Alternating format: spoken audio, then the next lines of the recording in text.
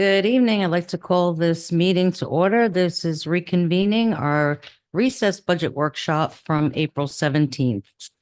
Please join me for the pledge. I pledge allegiance to the flag of the United States of America and to the republic for which it stands, one nation, under God, indivisible, with liberty and justice for all. Second to second. And we'll start with the roll call. Scarlett. Scarlett Cantley, Frank Palin. Keith Giordano. Elizabeth Accomando. Patricia Farrell, Betty Argue, Burgess Hanson. Jose Cabrera. Miriam Heiser, Bob Robinson. Jason Lester. Kenny Lawrence. Jeff Sisolak. We also have Carrie Nelson with IT. Nobody online. Zoom. Okay. Well, if the audience would please silence their cell phones. If you have a comment card, please fill it out. There's nobody here, so. Okay, Keith, would you like to say anything? Like that, just thanks for everybody being here and hopefully we can get this wrapped up where our residents are happy. Great. I second that. I don't know if anybody's aware, but today the feds met and they decided to keep the rates the same for now because inflation is continuing. So that means that we're going to continue to have pressure and increased costs and all those different things. So something to consider while we're budgeting. Okay. All right. Well, thank you, everybody. Let's have our presentation, please. Mr. Hanson, you're gonna start? Yes, so Thank you. we took several slides out because it did not want to be redundant.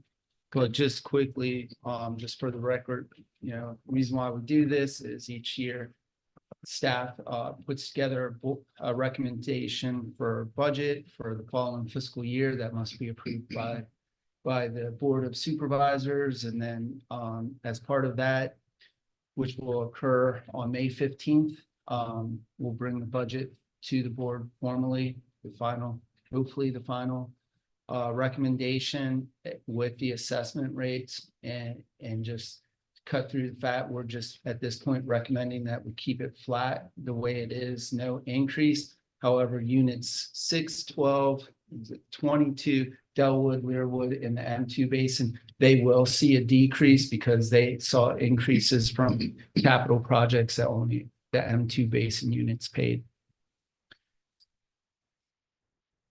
So again, we have 22 units that are being assessed. And if you recall, units 18 are within the city of or village of Royal Palm Beach. And that's just basically to repay a bond. And they also pay an administrative fee. We have the unit M1S, which is within the within Palm Beach Gardens. And we also have unit 19, which just more recently was also annexed into Palm Beach Gardens. So they will also be assessed as they have been in the past. And of course, the area that was annexed into Wellington is not an activated unit. And this just quickly shows what the different units pay. So all units pay for the administrative fee. Administrative fee is for the board, finance, HR, legal, things of that nature, operating your roads, swales, things like that. And then the M1, M2, of course, is dealing with drainage, as is M1F or M1S. And then aquatics, of course, that's how we take care of canals, and unit 20 kind of pays their own, or what we now call the M3 basin. So again, these just a quick recap of the different funds that we do have. And of course, as you're aware, we have to maintain requirement of 25 to 30%. So right now we have 25%. That is a board policy. So the board could say, we only want to keep it at 15. Wouldn't necessarily recommend that, but you have that authority. And of course, the R2 roads, grant funds, things of that nature. This again is our famous chart that kind of shows how things have gone up, but we're also accomplishing a lot more with very needed infrastructure and maintenance. And last week we ended with operations. So I thought we'd jump right in to the Parks and Recreation. And after Mr. Lawrence is done, there's some operations that we just want to go back over, dealing with some of the capital equipment and just a couple of reminders of some of the grant projects that we have going on. And then we have, I thought at the last meeting, the way we all talked, the staff, we wanted to make the grants a little bit easier instead of just having a table with numbers and you don't know. So Scarlett came up with some slides that actually kind of break them down and give a little better explanation. So we'll be seeing those shortly as well. So I'll let Mr. Lawrence start now, and we're starting with ACP South, and this is specifically to the PB's Palm Beach County bond and talking about the second phase. So got it. So to highlight some of the areas of this, if just to kind of recap again, the 125,000 that you see for the natural turf was originally slated for Field A in the middle. That actually was moved over to where we have Field B now, because part of that $3 million is now going to be an artificial turf on Field A. Some of the highlights in there is going to be the mitigation of the rest of the park. We're going to be adding in the artificial turf. We're going to be building that second natural field. We're going to add equestrian parking and the new restrooms. Slide. And just quickly, if you recall, we were going to actually resurface the multi-purpose Field A this past year, and we set aside about approximately 125,000. So that 125,000 will apply to what we're now calling Field B toward that. So, but we'll still use the bond money to actually construct it, but to put that surface on, we'll use that. That was part of the exchange with the county. Through the chair. The 3 million, are we being reimbursed for that? Yes. Okay, so is there any fear that we're not going to get it now? Well, no, I don't think that they can do that because it already went through the SUR tax committee, was already approved by the county commission. So unless they reopened it and said we want to terminate it, I don't think we have anything to be worried about.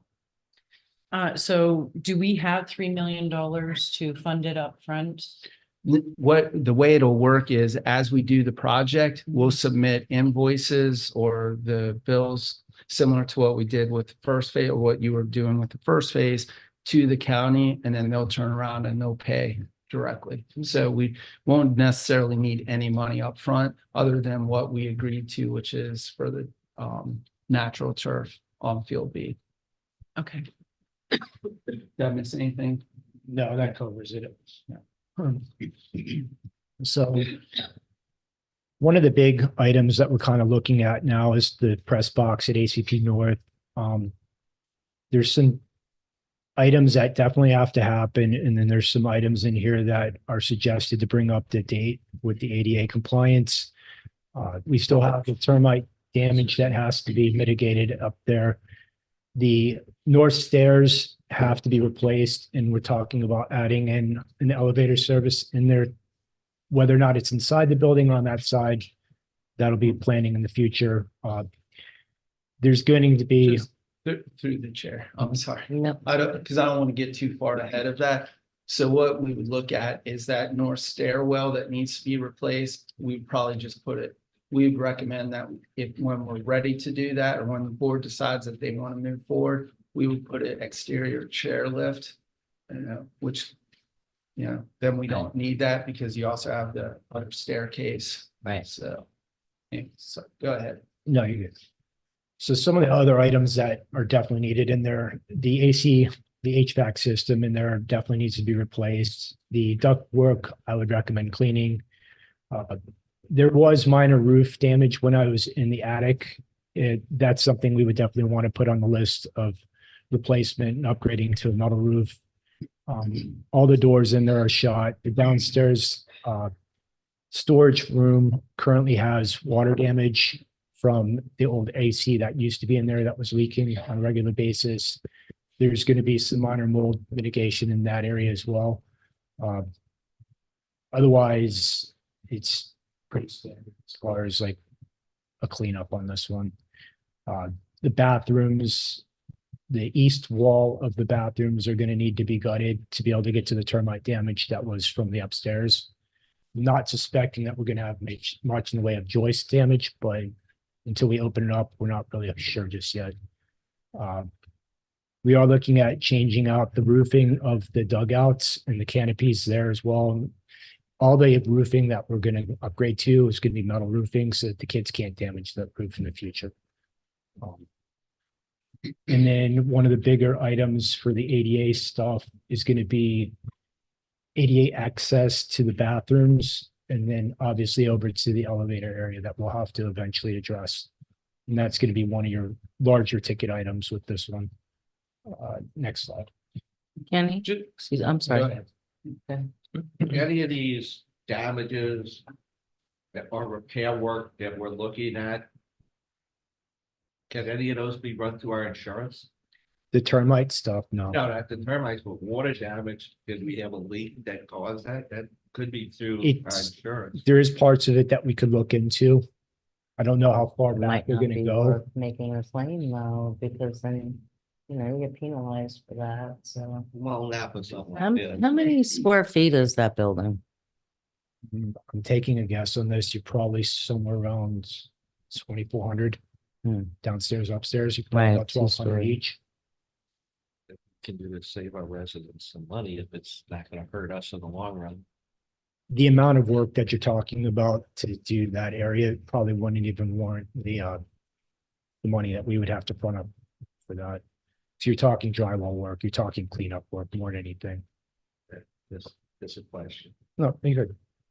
Through the chair, the Acreage Athletic League, I talked with Burgess and Kenny about this, but the Acreage Athletic League has been talking for a long time. And of course, they've been without this now for, I think this is the third year now, third season. Termites were last year, but the was building supposed itself before that. is, yeah, the Yeah. building itself's been down for a couple of years. So they're prepared to sort of partner on trying to get the work done, raise money. We have tons of people in our community that are in the trades that will volunteer and help get stuff done. So, you know, I think what I was interested in, what the big ticket items are that, you know, the district would have to do. Like the interior stuff, a lot of that stuff, I think, can be done with volunteers. And so did you have a chance to put together numbers on this? at I all? have, it's like a 14-page estimate. I just have to finish off that, but it'll be very detailed as to each section. Can we can do that liability wise, have them Well, work on it I or? mean, as long as we have permits and probably sign waivers, we could do it, but they'd have to, you know, it'd have to be supervised, ensure and inspected, some of it anyway. Right. Yeah, So, we could also have the Seminole Ridge Construction Academy maybe do some of the work if that's the case. That didn't work out so well in the past. the only other aspect of this, PBSO has asked in the past about trying to have some type of indoor station where a deputy could go there and fill out forms. You might not do it during, if it's being occupied, but during the day, especially in the afternoon, around when kids are left or out of school, might be idea to have something there. Maybe they can also use some of the I forget what they call it. It's LETF, Law Enforcement Trust Fund. It's basically when they Yep. go out and Mhm. get drug money, Mhm. they can put some of it. So that may be an idea too. Okay.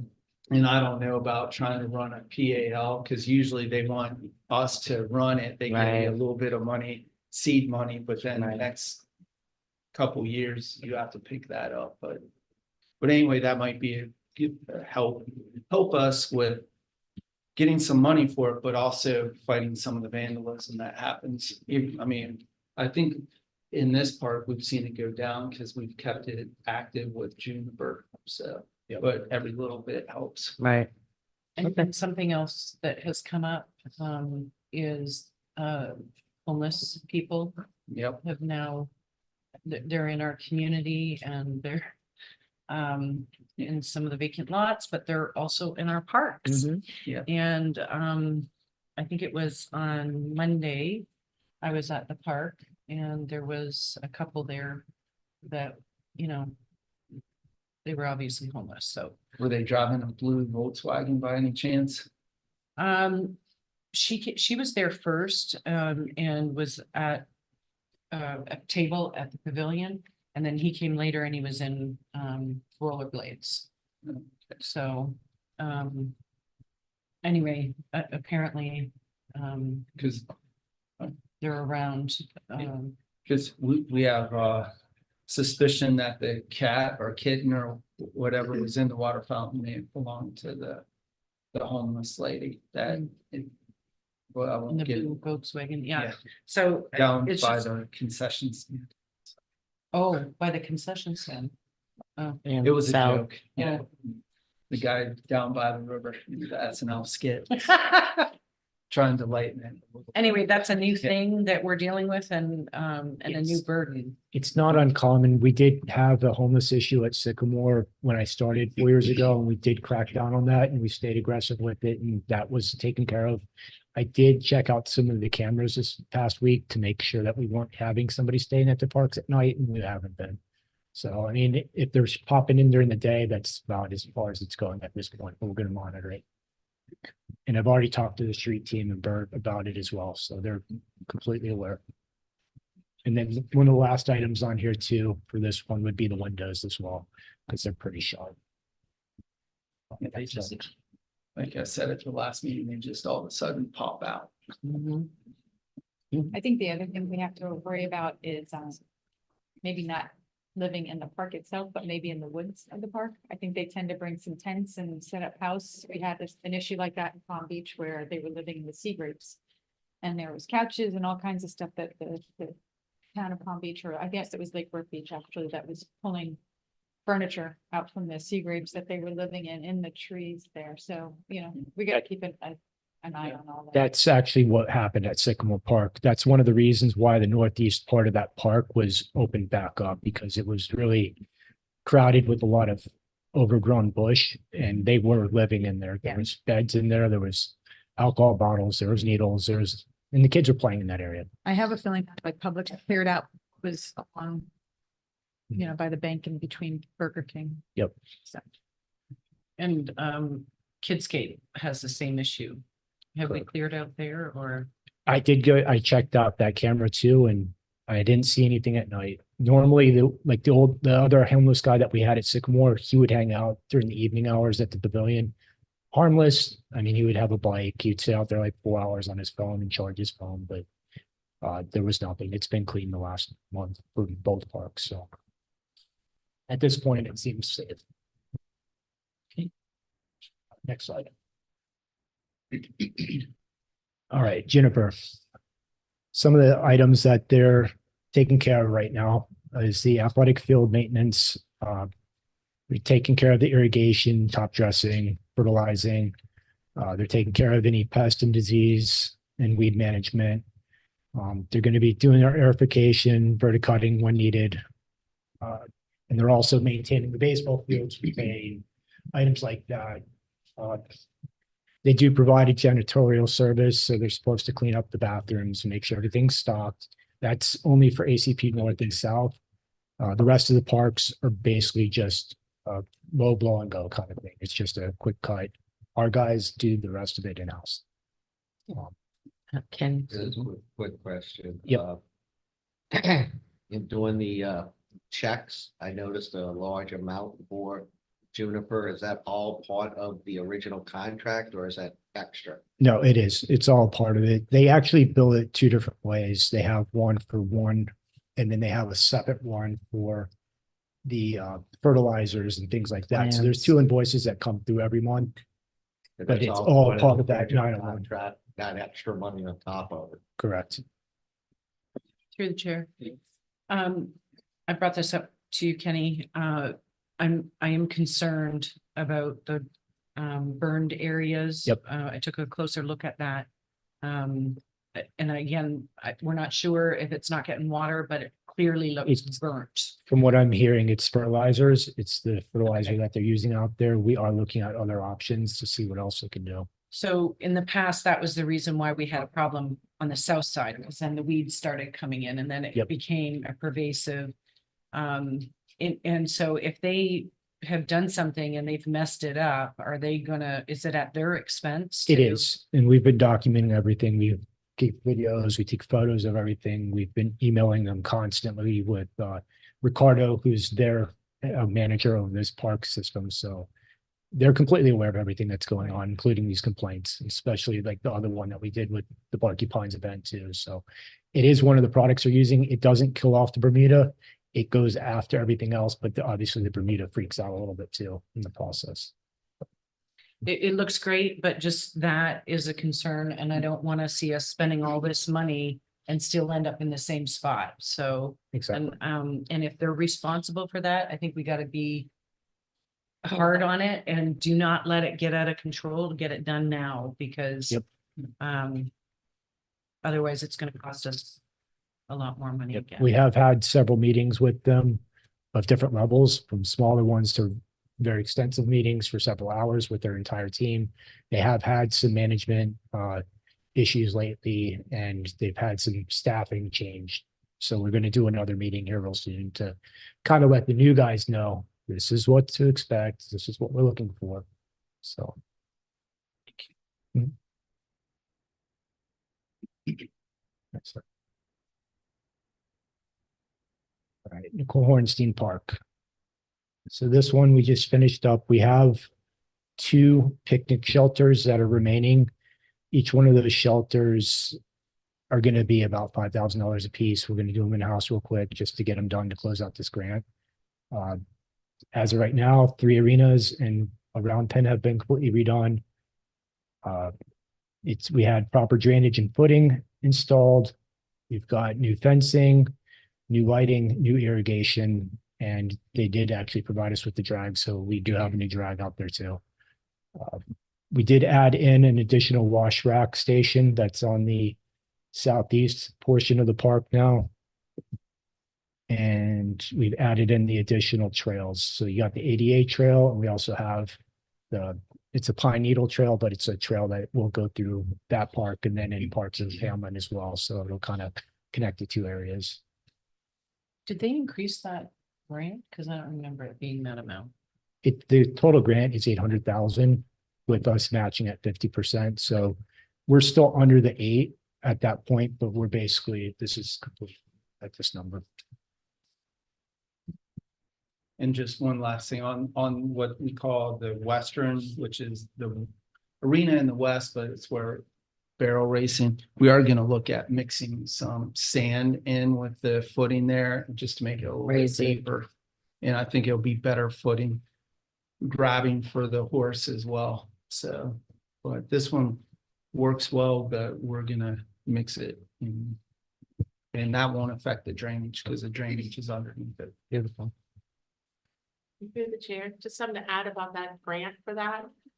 We can include salaries with it, so we'll be able to put it up to that 800,000. Get it, closer to that, so. very good. Thank you.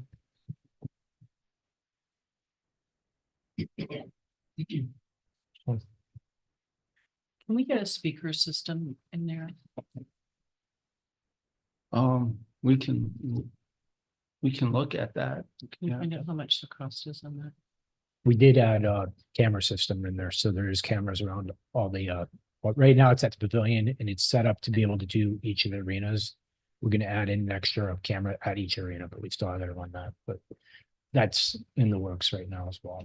Well, we'll have, Mr. Nelson take a look, 'cause it'd be nice to just have it on wireless. Right. So you don't have to run it through any conduit and get it.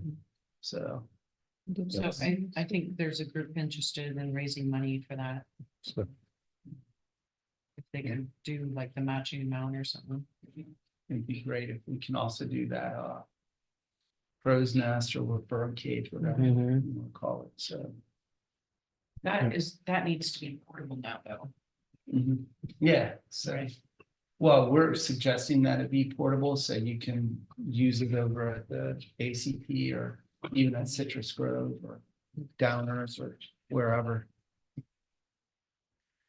All right, Sycamore Park. So one of the bigger items that we still have to complete out there is the walking trail. All that right now is highlighted in blue. The area that's kind of going through the trees right there, that's the area I was mentioning earlier at that park that we have the homeless issue that we cleared out. We're planning on adding a few picnic tables in that area, so it's like a nice little shaded picnic area that you can kind of go into. We're planning on cleaning and painting all the pavilions, pressure cleaning everything. Basically, we want to kind of bring all the parks back up to where they should be. Something we kind of need to look at with all the parks as well is the exercise equipment reached its time frame too. So it's time to start replacing some of that stuff. The racquetball court there, that's in the eastern part of that park. We are looking at potentially taking those walls down and actually turning that into a pickleball area, since that seems to be really popular right now. But outside of that, something in the future would be to resurface the basketball and tennis courts, but for right now, that's just in the future planning. Through the chair. I've received complaints about the basketball courts there and Temple that they're dangerous. And we do have a basketball league now that's been running. This is the third year. And it's a very popular program. They use those parks for practicing when they can. So do we know how much it would cost to actually fix those courts? The court that's over at Sycamore right now is just an asphalt surface. So I mean, you'd have to, it's not the same issue that you're dealing with at Temple, where it was put on concrete that doesn't have rebar and there's no structure there really supporting it. This, we could probably resurface. I'd have to get with Robin, Jason to see if that's something that maybe we could top coat. I'm not sure. If you're gonna just resurface it, you're probably gonna be in the 150, 200,000 range for both areas. Just the material for that, when I looked that up earlier to see what it would be in-house, was over $50,000, just because of the square footage that you have to cover. So it's gonna be up there in price, but it is something I think you guys. For can both explore. parks you're talking about or for both Each. courts? Each, well, it'd be for both courts, basically, Okay. But each park. each park. So you're probably about 250 each park. But if you'd like, we can, Rob or Jason, I guess you would have Scott take a look at it to give an estimate on how much, if we just research. Temple is different, of course, but for this basketball court, This one we could probably do pretty easily. Kind of clean it up, just so it's a smoother surface and repaint the lines. yeah, Yeah, through the chair, it's all existing asphalt, so it'd just be, we'll lay on that, restriping it. it's, what do you think the cost would be for that? We have to look at the square footage, we're entertaining the other paper box option, so. Right now, it would be a swag, but I'd have to look at the square footage, Yeah. figure out something for children. Figure it out real quick. All right. Yeah, so we'll take a look at that and then we'll have to figure something else out with Temple, because there's That's, structural issues underneath it. Yeah, it's almost concrete, that's. Yeah. Much more.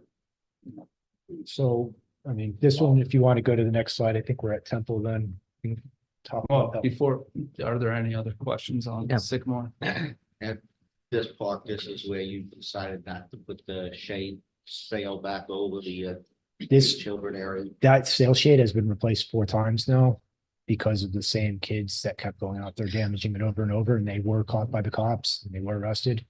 To replace that's like $15,000-$20,000 each time. The last time they did the damage, we couldn't fix it. So we'll have to replace Why it again. isn't why aren't you going after the children's parents, homeowners insurance to replace that? The state attorney has gone after them for them, and we have been collecting restitution checks along the way for this stuff. Is it covering the cost? For that one, it didn't. It's sometimes it depends on what the courts will allow them to get, unfortunately. Do we know how much money we've actually gotten back in total from that? I'll have to check this park. We just recently collected that $1,500 one for the arson damage that was to Temple Park. That took about 3 months to get from the courts, but we finally got that one. And that basically set us even with that based on material and the labor that we had out there.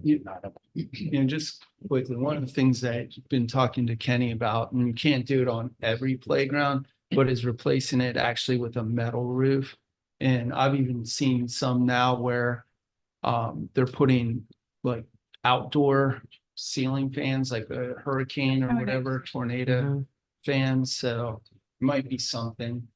I was just we could look mentioning at. it because I noticed Yeah. on the overview that it wasn't there anymore, and I know we'd get in trouble with it. There was several Put a issues. fan on there, I can just imagine the beginning of Yeah. that. Yeah, I know. I was just trying to think of ways to Yeah. get more use out of it during the summer months, because Yeah. even with it over, it gets hot. Right. You know. And you can So put anyway, that was the just sprinkles. of actually wet something I water. saw. We'll do the mixers like Disney. Yeah. Masters is probably cheaper and Yeah. Yeah. grass screen. Right. Yeah, But yeah. Although it probably create, Old. yeah, well, mold, but. Because we have again, turf there. water on this, on the play equipment, then we'll Yeah. get sued. Yeah. But anyway, we at least want to get it covered, so, but I had noticed that when we were over in Sarasota, I was like, yeah, that's a good idea, so anyway. Just to kind of go back on that again, the first week we had that park open, we had an adult, probably about 25 years old, climb that pole and he got on top of it and was jumping on it. So What's wrong with people? there's several issues with it. That's one of the reasons it makes sense to look at other options in the future. Well, in some places, they put grease on the poles so you can't climb it. Did we already approve the bench to go with the, We did. we did, we okay. did. Yeah, That's So have approved. they contacted you about that? She hasn't reached back out, but I'll reach back out to her this week. Okay. We can install it at any time. I think she's ordering the material. So that's where it's left. Okay. No problem. All right, Temple Park, similar situation. The areas that you guys see in red right there is something we wanted to kind of do when we originally put that playground in, which would give it ADA access. So that would be a little concrete sidewalk that we would add in there. Again, all the pavilions, I'd like to get in there, pressure clean, prime paint, kind of clean them up. Go through the whole park and clean up the trees and bushes. We do need to add in that volleyball court still, which is in this screen. It's actually over to the right more. These courts obviously are having structural issues. Depending on how fast we want to attack that, we may be able to use some kind of concrete epoxy and buy a couple years, but you pretty much be burning money. It depends on how fast you want to clean it up. Could we make it safe for a few years? Yes. Is it something that's long-term? No. Right. Yeah. So question, down on the bottom right of this is a concrete pad, I believe where the old playground used to be. Correct. I know last year when I helped with the cleanup, there was some cut holes and I think you guys went out there and fixed all that, but what are the plans for that area? That originally was being talked about as putting a couple picnic tables there along with a barbecue. So it'd be like another barbecue area, which is why we left that slab initially. If the board chooses not to have it, we could pull that out just as easily.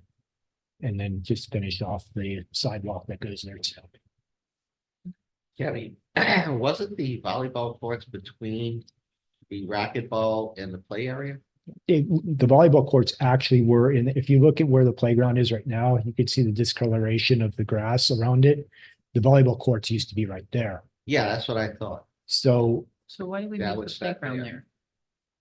that was the safest place to put it because most people that rent the pavilions like to have their playgrounds right in front of it so that they They can see can't their see, children yeah. playing.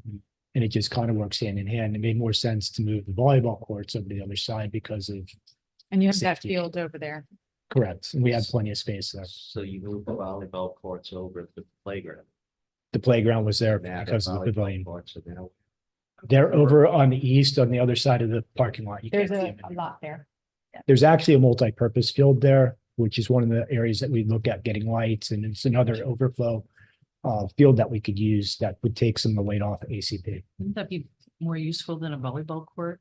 So, Volleyball is very popular. so just curiosity, because I know there was some unkept area on that multipurpose. Have we cleaned that up yet? Or is that still?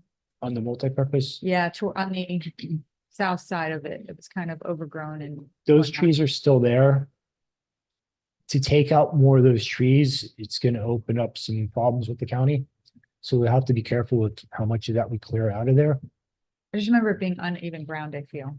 I'd have to go back and recheck it. It's been a year, but I remember seeing like, I don't know, like, seeing like excess dirt or something was piled over there, so. That was probably where the volleyball.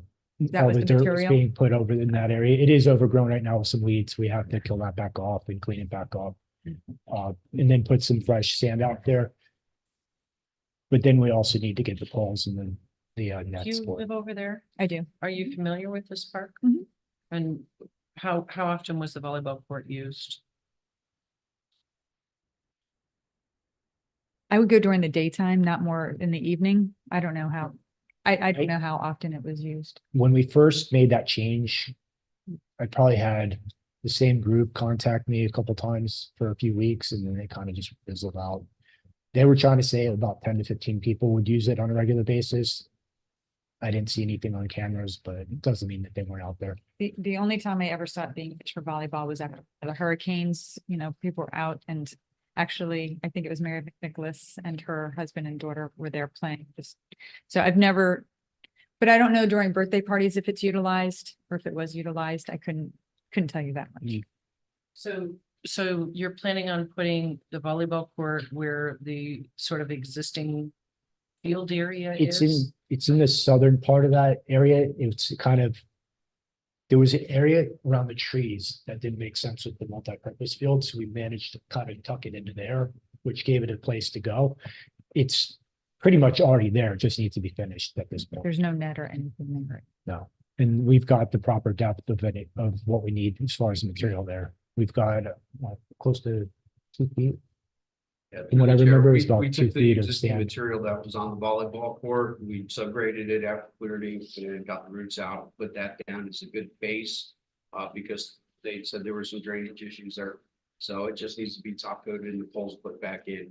And then going back quickly to Sycamore Park, just doing a measurement off of Google Earth, like a 5% overrun, just for the paving, we're looking at 39 to 44,000.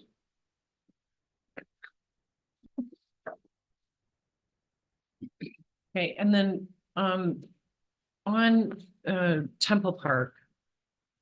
So we're not planning on taking those racquetball courts out, but we want to take them out of Sycamore? No, we have it here too, No, Yeah, it says clean and paint racquetball but courts. then it has an asterisk. And Okay, yeah, and then. So that- To replace with pickleball. okay. But that would be a decision for the board, just because we have so many.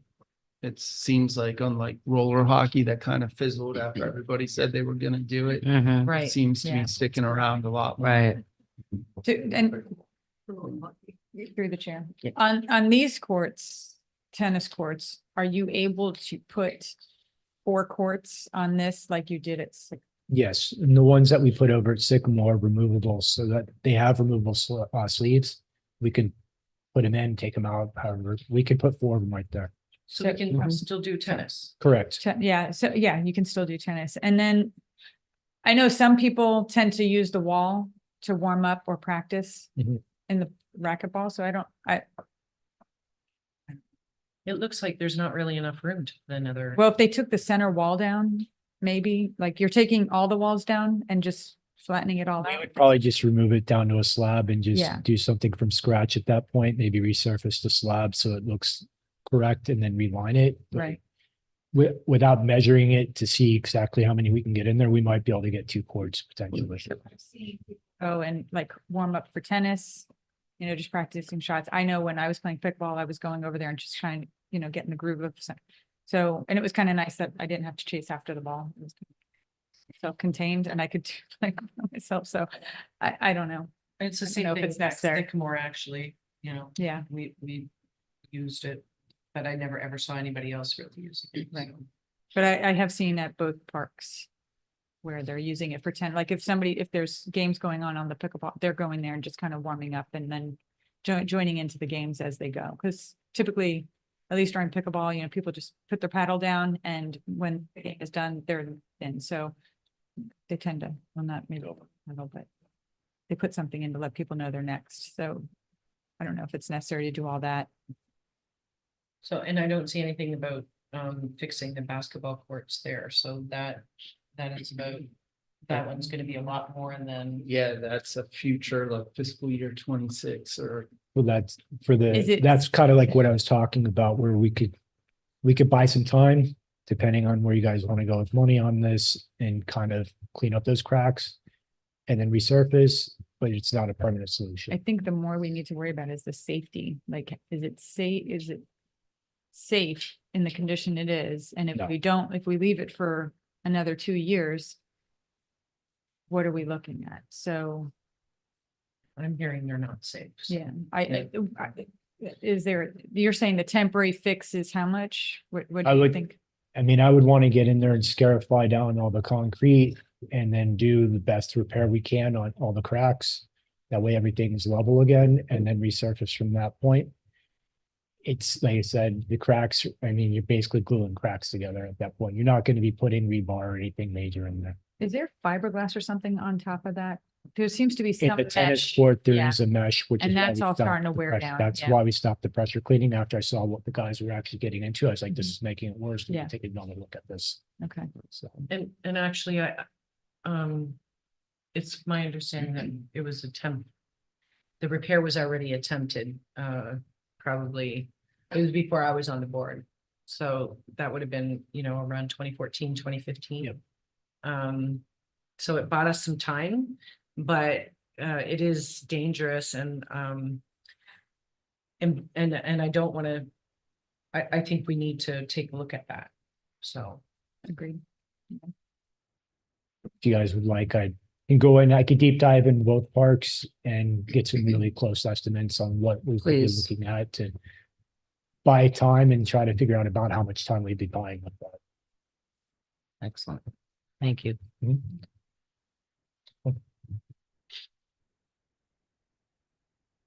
All right, citrus. So right now we do have, we're applied for the $50,000 FERDAP grant. That's going to give us some lighting. It'll help give us some irrigation, and then we're going to have to make this difference for some of it with the sod. It'll cover most of it, but we'll have a little bit in there. The goal is pretty much to give us another multi-purpose field to kind of take some weight off ACP. Again, we're looking at the exercise equipment and then the pavilions too. All the parks in general, we're gonna have to start looking at the walking trails and start looking at some of those issues, especially Coconut Park, but for right now, that's what citrus is gonna be. Through the chair. So the walking trails we can do in-house, right? Correct. Okay. And we have been doing repairs as needed. And they did actually a great job at Nicole Winston, so that was in-house.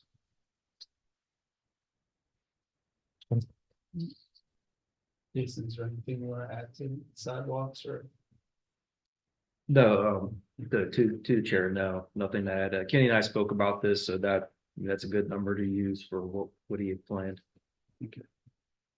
That park, the other one was 20 for the second one that we were talking about. This one doesn't have anything planned right now. Kidscape. So right now, the FERDAP grant is going to be adding another little pavilion picnic area that's kind of on the eastern side of the playground, not quite into the multi-purpose field there, we're gonna have to add an ADA accessibility sidewalk to that. And then we're talking about replacing the sail shade that's over the current picnic area by the playground. One of the things I have noticed at this park, other than it's starting to age out, it is very difficult to get replacement parts. They don't make them anymore. I've been in contact with the company that makes it or that supplied us with this. The little red climbers that they have that break on a regular basis, I bought every single last one they had 2 years ago. There was 100 of them left. That's it in the country. The artificial turf there is starting to get compacted, so we're probably losing the safety there. So it's something we're gonna want to look at as well, replacing in the near future. And then if we were gonna do that, we may as well add that into the swing set area as well. But that pretty much covers this park, you know. To the chair. This is, I think, the most used park besides Acreage Community Park. Completely. And there's been a lot of complaints lately about the playground equipment getting aged and, so are you saying that you can't get replacement parts at all? Because I know those, Shaking things. yeah. The balance they- shaky things. They spin on. Yeah. Those have been broken. We have those still. They're at Hamlin House. The chains at the bottom of them, the design was poorly designed, in my opinion. The clip that goes into the bottom, so underneath the artificial turf, picture like a little hole. It had concrete, it had a chain, a little hook underneath. It would fill up with water and basically rust out. So every time the kids would be swinging on it, it would pop those, and that's what kept breaking on a regular basis. If we change that design, we might be able to buy a little more time. I would suggest raising it up at least even the way it's set. It's not a tripping hazard because it's the way it's kind of on that chain anyway, but it's, yeah. Where are you suggesting to put another pavilion there? It's kind of tucked, it's over by the multi-purpose field. It's kind of just east of the playground, but on the west side of that field. Is it the cut through that goes from one park, It's- from the one park to the? It's on the flip multipurpose? side of that. It's like Yeah. right up in the nook Mhm. there. So it's not going to interfere with the field. And have we looked into whether or not that was, Drainage, not Drainage, yet, okay. because we've mainly been focused, excuse me, through the chair, mainly been focused on Citrus Grove first, and looking at Temple or Sycamore for the other fields. And if you recall, the way we set it up, the board at I forget if it was the last meeting or not, but you gave direction to use some of the money that we'd normally give to AAL, purchase temporary lights. So, we'll use those at Citrus Grove and move them either to Temple or Sycamore once we get the FERDAP actually executed to allow us to begin. If we add this pavilion, is that rentable? So that's gonna be income. Correct. I know we're at such a disadvantage because the income levels out here are so high, and so are the property values, because there are some different grants like Kaboom and some of those, but they all have a certain level Of of, expectation. yeah, it for, challenged areas, socially, economically challenged areas. we're So challenged, all right. yeah, we're challenged. Definitely face a lot of challenges, but that's not the type of challenges they're looking at. So. At the last Royal Palm Beach meeting I attended, I was told the parks right behind where Hillary's and those areas were now being maintained by the county. So does the county have money to help us? Yeah, I don't know all the background on that, but right now I would say we'd have better luck of getting, 10 inches of snow here Right. this winter. Tonight, yeah. So, or tonight would be even better. We don't need snow. People have enough trouble driving. Yeah. And quite frankly, I'm not interested in turning anything over to the I county, didn't say, so. well, they turned theirs over. I Yeah, guess that- exactly. that So now the they- they county's help paying us. for it. Yeah, but that's not, yeah. Now, if the board would be open to this, and I know we talked a little bit about it for Nicole Hornstein, because we could try to make it where it was only, the only people that could sponsor like a picnic shelter would be a company that's related to equestrian or Mhm. something like that, but we could always see, I don't know, Publix or track, I doubt that Tractor Supply do anything, but Everglades, maybe. maybe. They might so do for a one. Playground. They might do Appeal. one of the arenas or something like that. Well, This no, I was playground's not talking gonna be about, cheap to redo. yeah, that's why I was It's looking. the for most Publix. expensive one, I think. Yeah, no, I wasn't talking about Nicole Hornsey. I was talking about trying to find sponsors for helping us offset some of the costs with, because replacing this playground, it's not, it's It's- probably a couple $100,000. Yeah. At least 250 plus. The small ones right now are ranging anywhere from 90 to 115. Now, And that's for Sycamore kind of playground. since you're whatever they call that, park safety certified, CPSI. can we do wood? You can, but it still has to meet certain standards. I mean, And is what- the You're need talking- for that long term, like a lot more. Yeah, I mean, Honestly, I was just wondering if we could do components of it in wood. I can share photos of one that's in the Carolinas later at a different meeting if you guys would like to see that we went to, and it's all wood. It's a beautiful park. I mean, they get all kinds of weather out there and it's held up very nicely. I can try to figure out how long it's been there. But it's a nice park. There's one in Wellington, South Shore. I think it's just before South Shore. So just by Wellington High School. Beautiful wood one. You know, I want to say the one maybe on Forest Hill.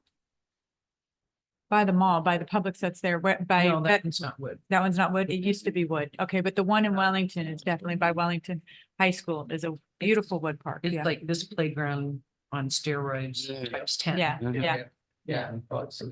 Spend I know $1,000,000 that- on that. whole The thing. big park by the city hall in Wellington, That's what actually. she- Yeah, that's. That's what- Actually, I'm a sorry. big portion of the cost of that was from a donation from a family that lives in Wellington. They did it Scott's- after Scott's Scott's Place. place. Yes.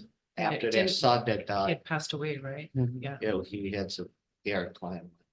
So they had some issues, so the family donated the money.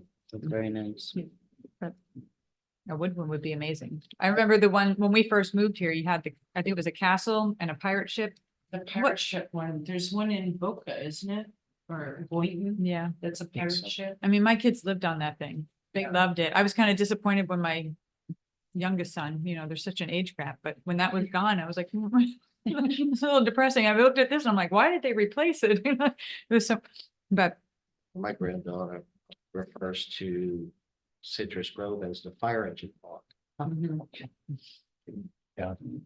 And I always have nicknames for all the parks.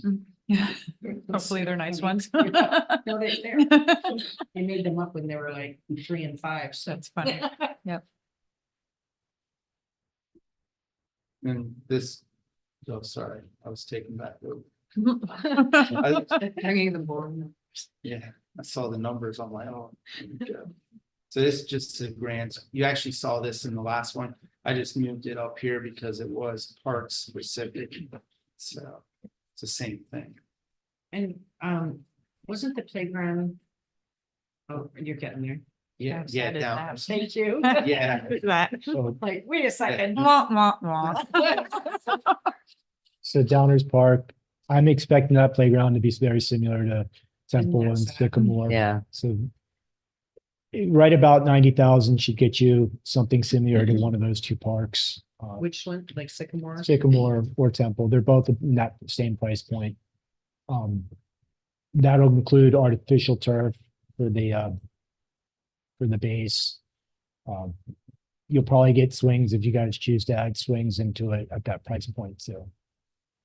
But then this park also is gonna have the same issue. We'll have to start looking into some of the walking trails. It does have the baseball fields that we could potentially look at. If we need more multi-purpose fields, kind of like Hopeful, we could maybe take one of the fields out, the baseball fields out and extend the area and turn it into a multi-purpose field. So depending on what we need at what park, we could do that. Baseball fields really aren't needed anymore. I mean, They're you've got not. community park and you've got acreage community park for baseball. Yeah. Well, the one at Citrus Grove is used a lot, Mhm. but the one at Downers is not used. It's very tiny. Very- It's more for it's- T-Mall, I think. Yeah, it's undersized. I mean, you've got, my husband used to go with the boys and throw the ball and I know a lot of families in the area go and kind of warm up there. But if you had a multi-purpose field, you could do the exact same thing. Yeah. Yeah. So I think you actually gain more by having a multi-purpose field there. That's the only thing I would say, as much as I want this playground replaced, and I've been looking forward to this for years now. I do think that, we have the need for field space. And so I wouldn't want to encroach on the ability to do that. So if we can look at that and, and the other thing is that exercise path is probably used more than the dog park at that park. Really? Yeah. Yeah. There are There's- people that walk it, there's people that rollerblade there.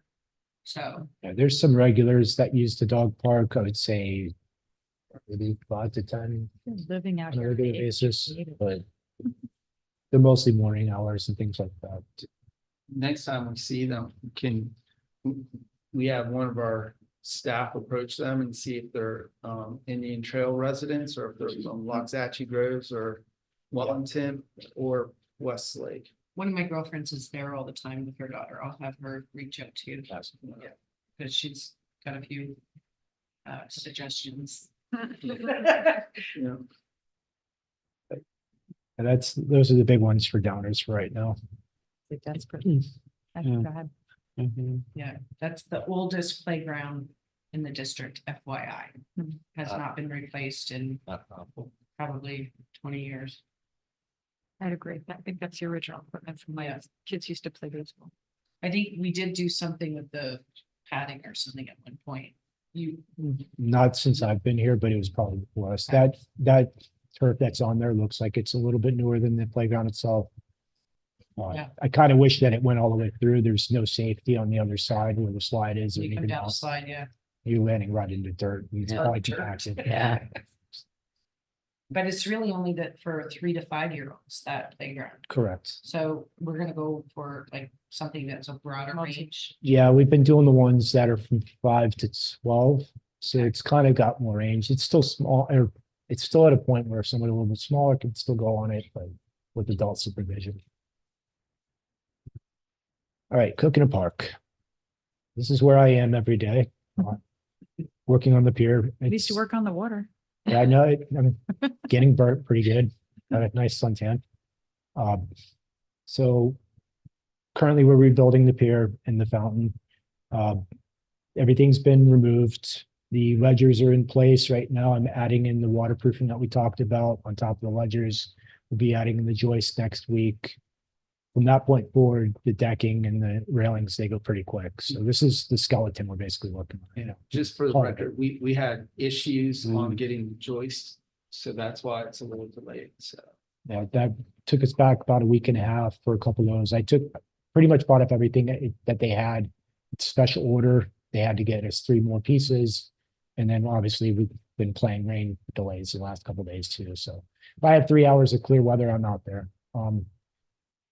Other than that, we're going to be looking at cleaning up some of the vegetation around the lake itself. And It's more about the fountain and home. that I mentioned it. That's in the list too. So all that's gonna get done over the next few weeks. So Through the chair. I just thought of something. I don't know what it's called here, but up north they call it, it's like kudzu. It's that weed that grows over vegetation and then chokes it out.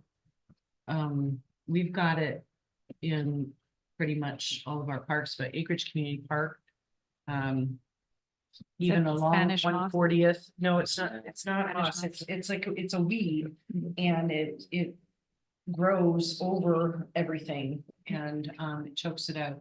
So I noticed that at Acreage Community Park, the landscaping that is along the sidewalk, we've talked about this a few years back. It's taken over all the way down to where the entrance for the horse parking area is supposed to be. So And then also inside the park, on field 3, on the end there, it's like totally taking over there. On field 3. Yeah, so, and I'm assuming that it's probably at the other parks too. That stuff is like a vine and you kind of gotta I have stay it. on top of it. I know which one. The neighbor has it on a palm tree next to us right now. Since she's mentioning that, I'll mention, I think it's the outfield for the bigger field where they also do softball. Mhm. At Acreage Community, there's a palm tree that's Dead. no longer alive. Yeah. Yeah. And the one by the playground too. Yeah, I guess it's kind of in that same area. Yeah. Yeah, The tallest, like. yeah, it's Palm tall and it's tree. completely That- browned out and done. It's on, At that. that one's on our list. Okay. We have to move the lift from the Cole Hornstein to bring it back over there to do some trees anyway, and that was on our list to do once we get it Very there. good. Yeah, that one needs to be just pulled right out. It's. Yeah, we were- Can't fix Yeah, it at all. it's Yeah, we gone. were The gonna. heart is gone. That's it on that park. Thank you. Thank you. Most of these are just what we've already talked about, except for the 2 Ford Mavericks, so with their vehicles. They can't even drive the one because Kenny, not this Kenny, but Kenny Morris, can't even fix it. And they will not know if they have brakes. Yeah, So- no, it's lovely. Wow. Yeah, so, so they're looking at the smaller Ford Mavericks or something similar that's under 30,000. Cause definitely need them. And reason why we're looking at pickup trucks is if there's an event, they can throw bags in it or, debris from hurricanes, so. I think that was. I think that's basically on this. You wanna The know that? sail shade at Kidscape is the one that was over right beside the playground area. Okay. All right, so the next one is moving into Jason's, or into the operations department.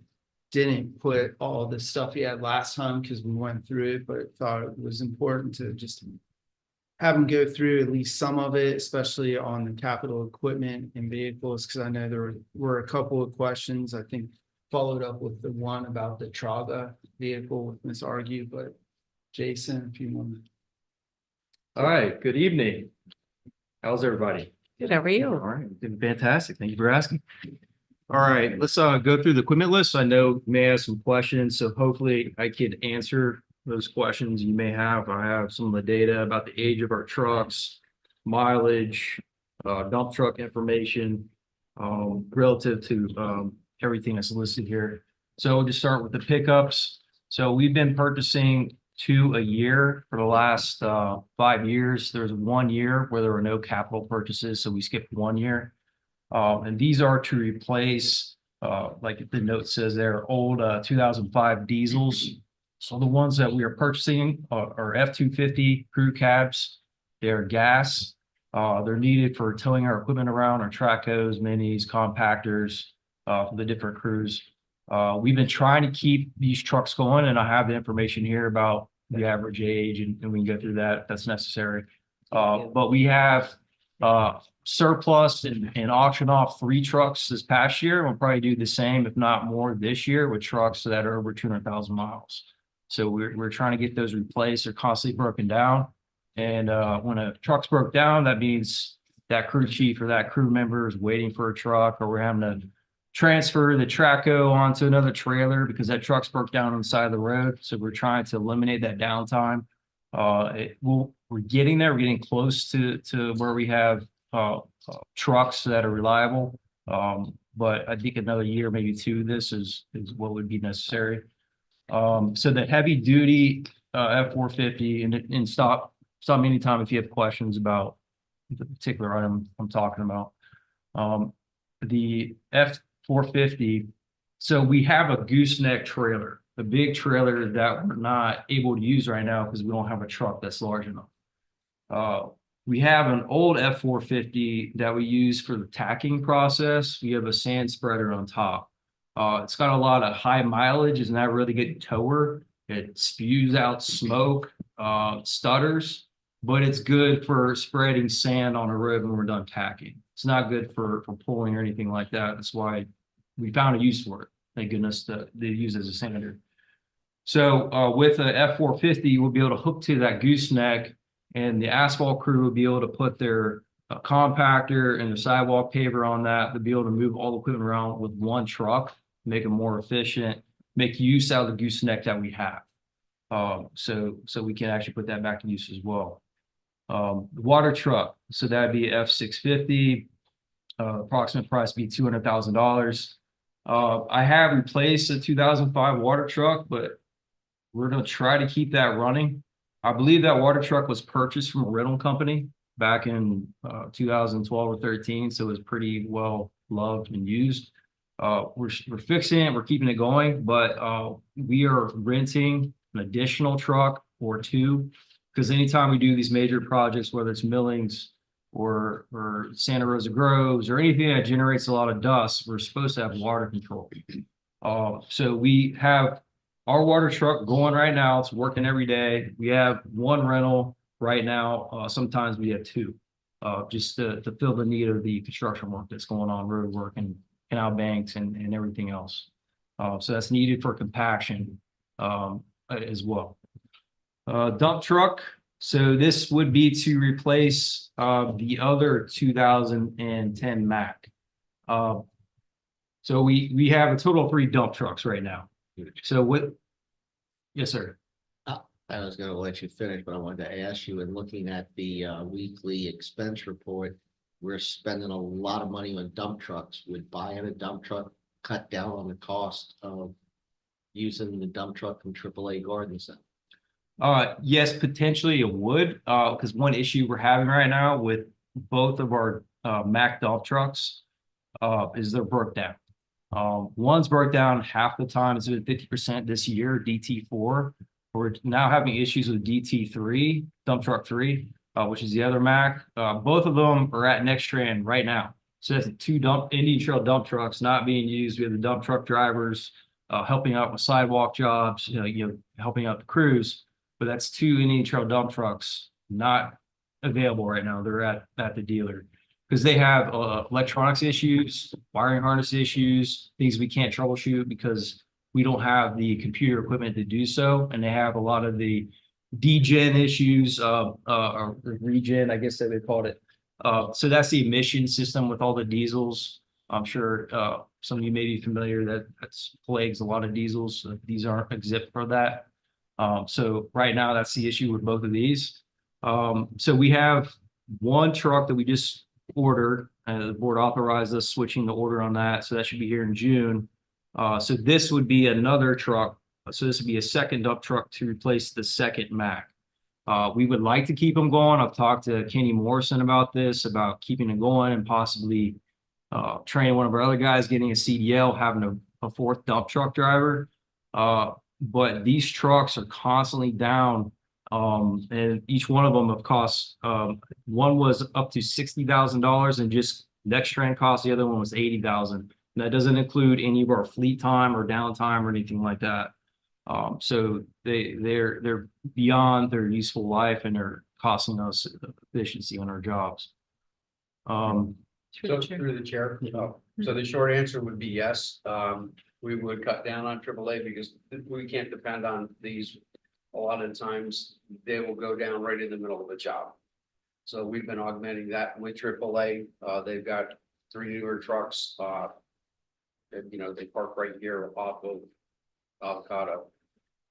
So yeah, it would cut down on that as well. Thank you.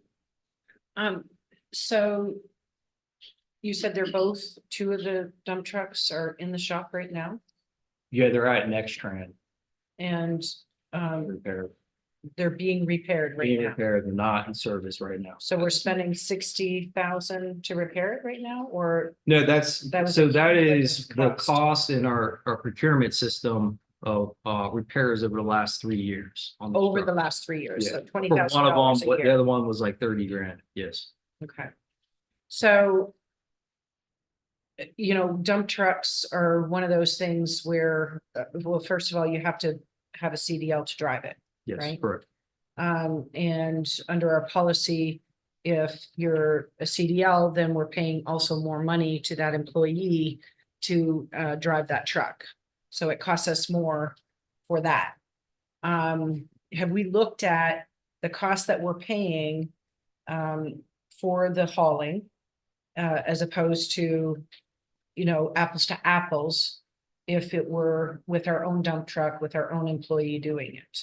Yes. And is it cheaper for us to do it in-house? So it's cheaper if it's jobs in different areas. So we've tried to hire people and pay them by the hour. And when they know they're working by the hour, they don't make as many trips because they're trying to conserve fuel.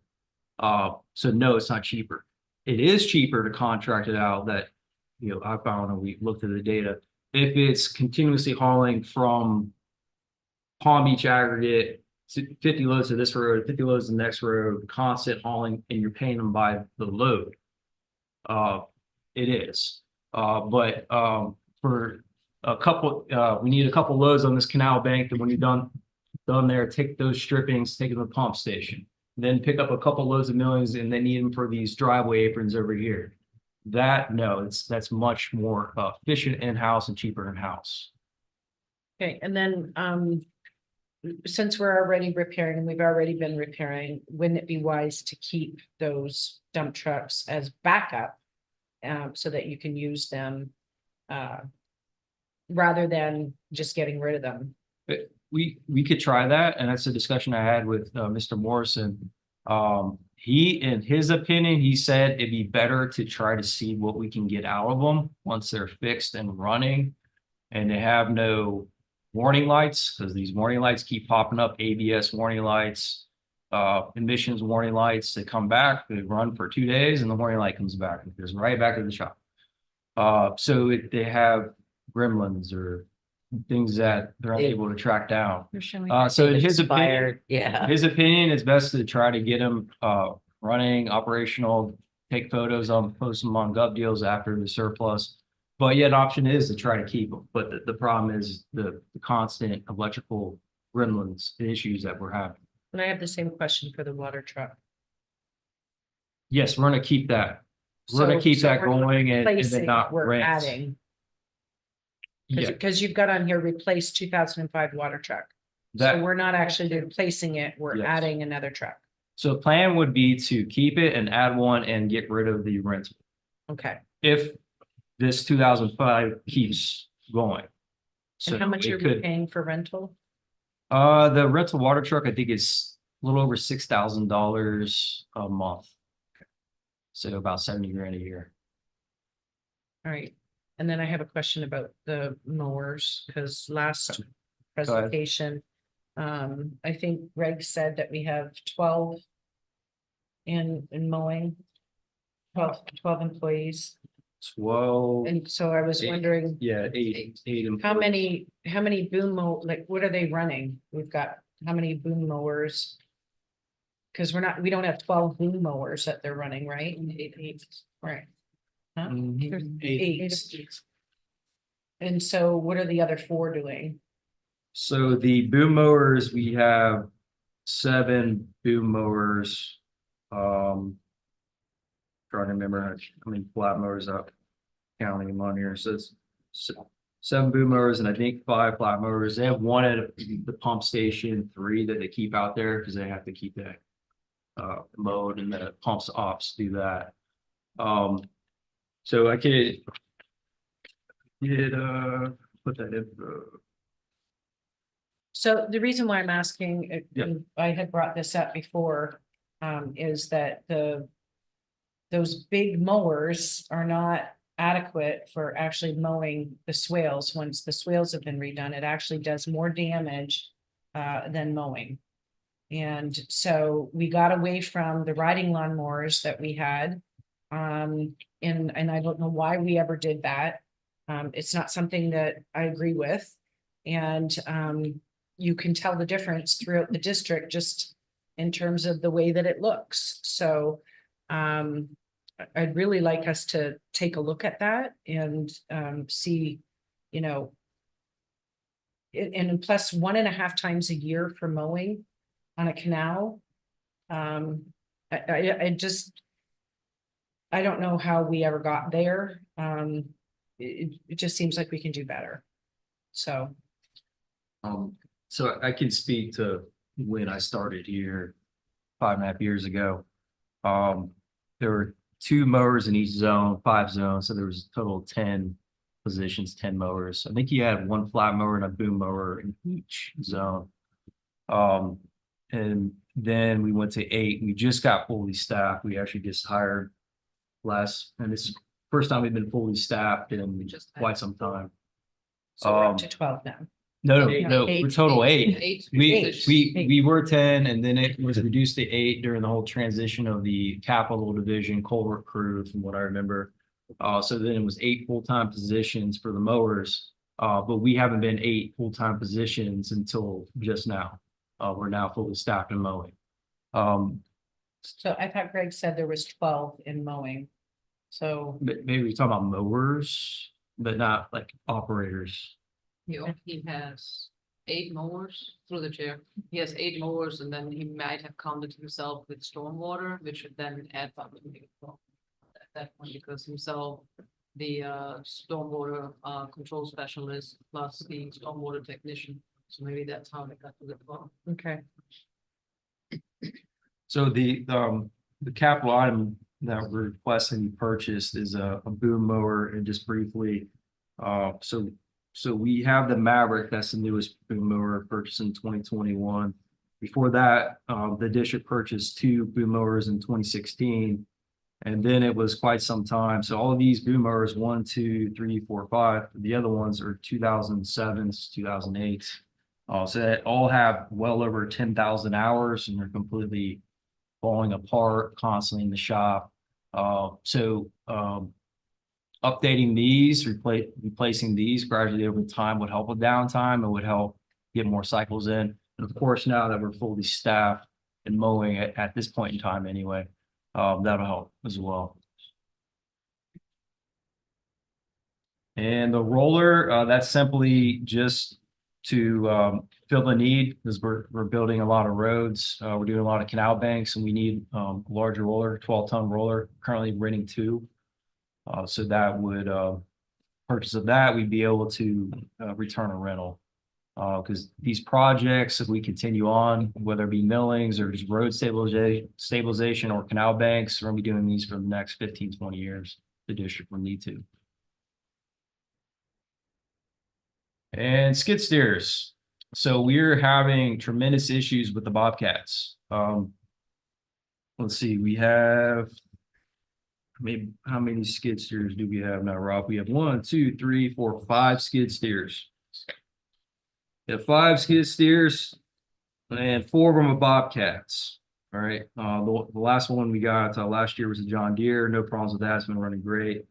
We just surplused a skid steer, so we have 4 Bobcats, and all of those have been down this year.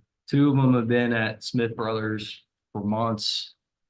Same kind of emissions issues, hydraulic issues, metal in the hydraulic fluid, that kind of thing. So one of the skid steers that we're looking to replace for sure, SS5, has had $65,000 in cost over the last 3 years over at Smith Brothers. That doesn't count any of our internal work or anything like that. And the Bobcat brand new costs $80,000 to $90,000 when it's purchased. So it's, you know, and the worst part is not having it, because it gets fixed, it gets brought back, it breaks down in 2 hours, and they're like, all right, don't return the rental, you know, keep the rental, because it just send it back.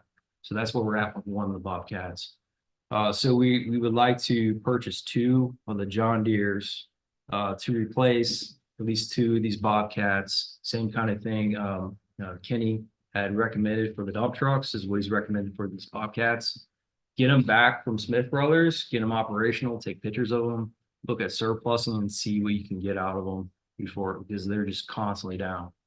And that's the biggest impact is to our crews in the field.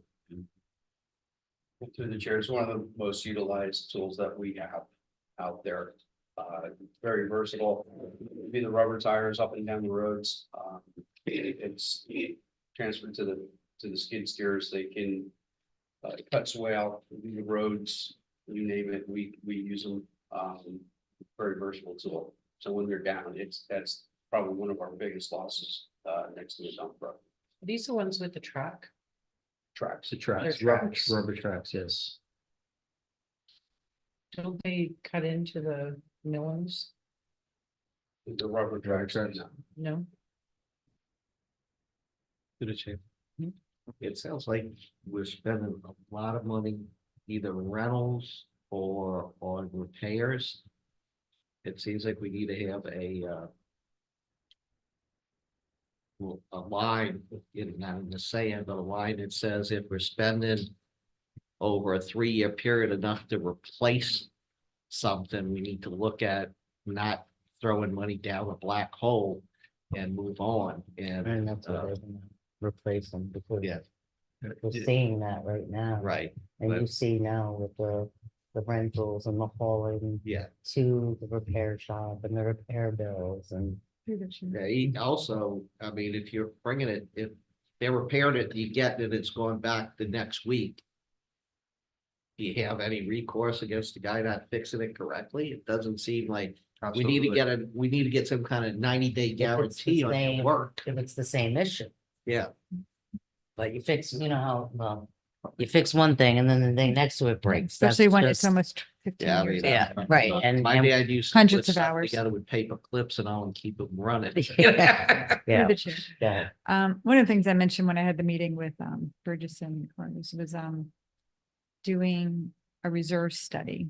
I think it would be interesting to have that looked at. It's something that a reserve study and that would come in and do an analysis on all of our components and life expectancy, and maybe we could start like a reserve, like savings kind of to build up towards these things. So we're collecting, especially since we're replacing so much now, where we would start collecting in smaller amounts over these next, so that in 10 years, depending on what the life expectancy is, we have that money already there instead of having to scramble and, come up with a $1.2 million. I think it might be something that we could look into.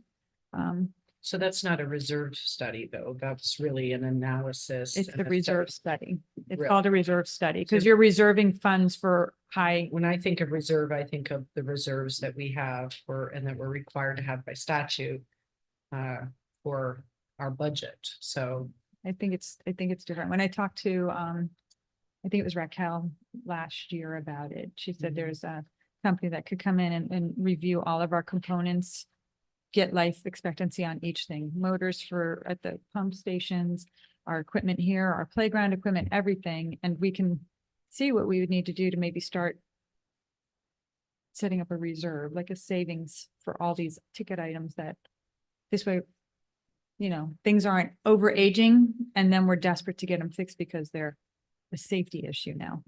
Or costing us so much more because it's $60,000 in 3 years to fix a piece of equipment. So if we're trying to figure out a way that maybe we can, I don't know. I don't know how much the Might reserve be would something cost. Steph I- didn't even do. I just think it's something that I think we should look at and see if it's a plausible thing. We do it at the condo. We have a reserve study come in and analyze all of our components, everything, ACs, roof, you name it, anything. And they give us a 30-year and like a roof is 20 years old, 25 years old. They're telling us how much we should be saving so that in 25 years, when it's time to replace that roof, those funds are there. So it would just be, and it's not saying that we have to 100% fund that fund, but at least something to where we're not jumping, and having to come up with so much money at one time. Just a thought. through the chair. Mm. One thing to keep in mind is that we've been playing catch up since 2016. Right. Everything Mhm. was ignored in this I district. agree. I agree. Infrastructure. So we're trying to do what should have been done Right. the 20 years prior, as well as stay on top of what we need to stay on top of Right. now, which is even more exorbitant Right. because of the impacts that are going on in the district. So the problem is money. It always No. comes down to money. Mhm. Well, and It's that's like- why I'm Oh, mentioning yeah, all this. the more reason Right, that's to why I'm mentioning this, start that we're putting money starting a away. savings plan So in now. the future, they're not in the position that we're in today and you've been in for years. Right. Right, but. So at the especially same since time, we're replacing so much now and we're getting so many items that are newer. every year we're spending this amount on equipment. Every year, this is what we're spending. Right. That's our lifeblood. We need to. And the other thing is that we have roads that are falling apart in the district that need to be redone, and that's something that we haven't been talking about. But I keep bringing up our 2 roads. We have money set aside. It's not sufficient. The roads are falling apart. And they're starting to look like some of the county roads, which are disgusting. I don't know if anybody's driven on Pratt Whitney. They had it closed It's for like horrible. 4 months. But that was from the utility work. No, Isn't it? Pratt Whitney, not Oh, Seminole Pratt, Pratt. okay, Pratt Whitney, they had closed down for several months and they replaced the culverts. The road, they reopened it and they repaved certain sections. The rest of it is literally crumbling and they left it like Well, that. For 3 months, they not could have for nothing. redone the whole paving. Seminole right before, just south of Lincolnshire. I'd probably just dice that name, but they did a manhole cover, and it's completely wrecked and I can't, they were out there a couple months ago I tell- repairing it, but it didn't make much of a difference. I so- tell everyone to put in the complaints online on the county website because they have a place to do that. Okay, but anyways, I think it would be worth looking into getting analysis and maybe just giving us an idea of what we could be studying or saving and seeing if it's something we could work in future, especially since we're getting some of these things replaced now. And this way it's smaller, I think it's one not as benefit of much that doing have it- to be taken now. I'm sorry? I think one benefit of doing it is it'll be a real eye opener for everyone, Correct. Right. Absolutely. I think 100%. So. especially the community. Mhm. Well, that's Right. what I'm saying. I mean, they're thinking, oh, well, the truck is 15 years old. But once they see what the normal life expectancy of a truck is and that, hey, we've just extended it by 5 years, and with our trucks, it's not like a typical, going back and forth to work. This is something that's a workhorse and getting hours and hours and hours of work put onto it that, I think it would just be prudent. That's what I'd like to say. I think it would be prudent to look into it and see if it's something we can do. Do we know how much that would cost? To do that? Through the chair, last budget, we showed up a table with all the equipment that we had and all the vehicles we had and the life expectancy and how old the equipment is. I just wanted to bring. So we Yeah. could do this, I don't see why we couldn't do this study in-house, not that we have to hire somebody out. You already know, Jason knows, Rob knows. But it would be like Right. every component, every Yeah. component, motors, generators, playground equipment, things like that. I think it would be beneficial to do. Through the chair. In I our mean, spare I think- time. Yeah. Well, that's why you hire out. Hey, On well, the vehicles and on the pumps in particular, I think we have a good handle on that, but Right. maybe it would be for the facilities and the playgrounds. Maybe we can start there, see how it Yeah. is. We'll get a cost on I'm that. wondering how Okay. much the cost would be, but also, this brings me back to where we were with the mobility plan. Yep. We had all these bits and parts all over the place and we needed to bring it together. And, we've done analysis of the culverts.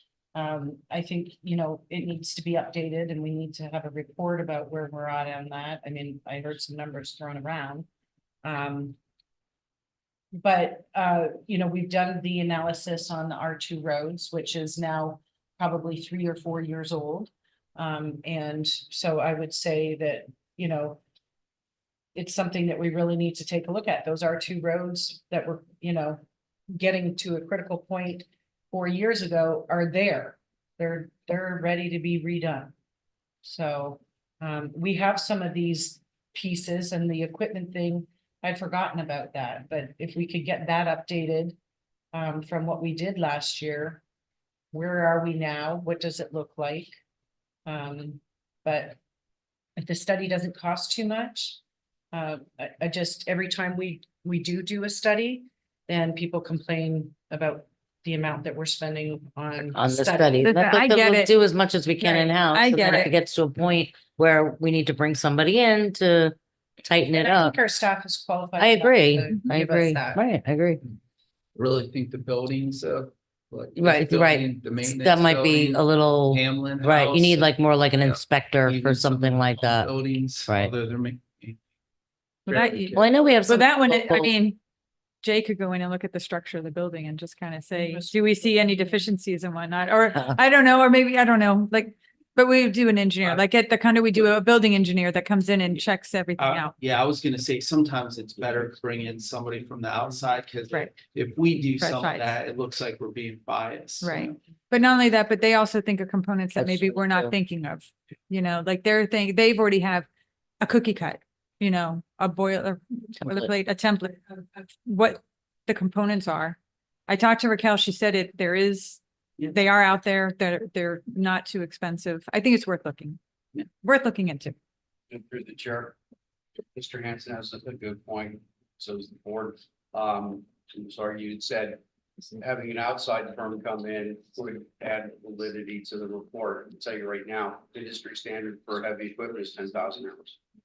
A light vehicle truck is 125 to 150. Medium duty truck is 250,000 miles. Heavy duty truck, such as dump truck, it's about 350,000 miles.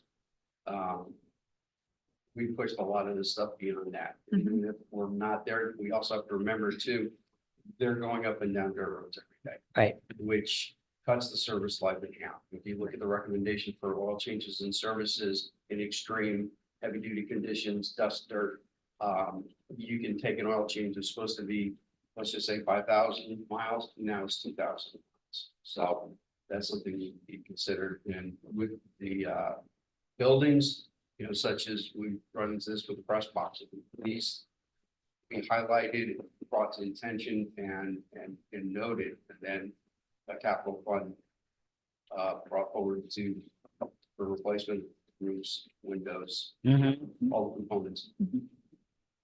We're required also by statute to submit every 10 years a facilities report to the county, right?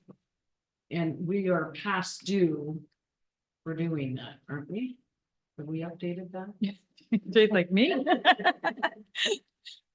We have not updated the facilities. I believe the statute reads every 10 years or as directed by the board, but I have to go back and look at it. But you are correct. And the facilities would include everything that has been discussed here, plus the worth of the roads, base upgrade and swales, plus all of the canals.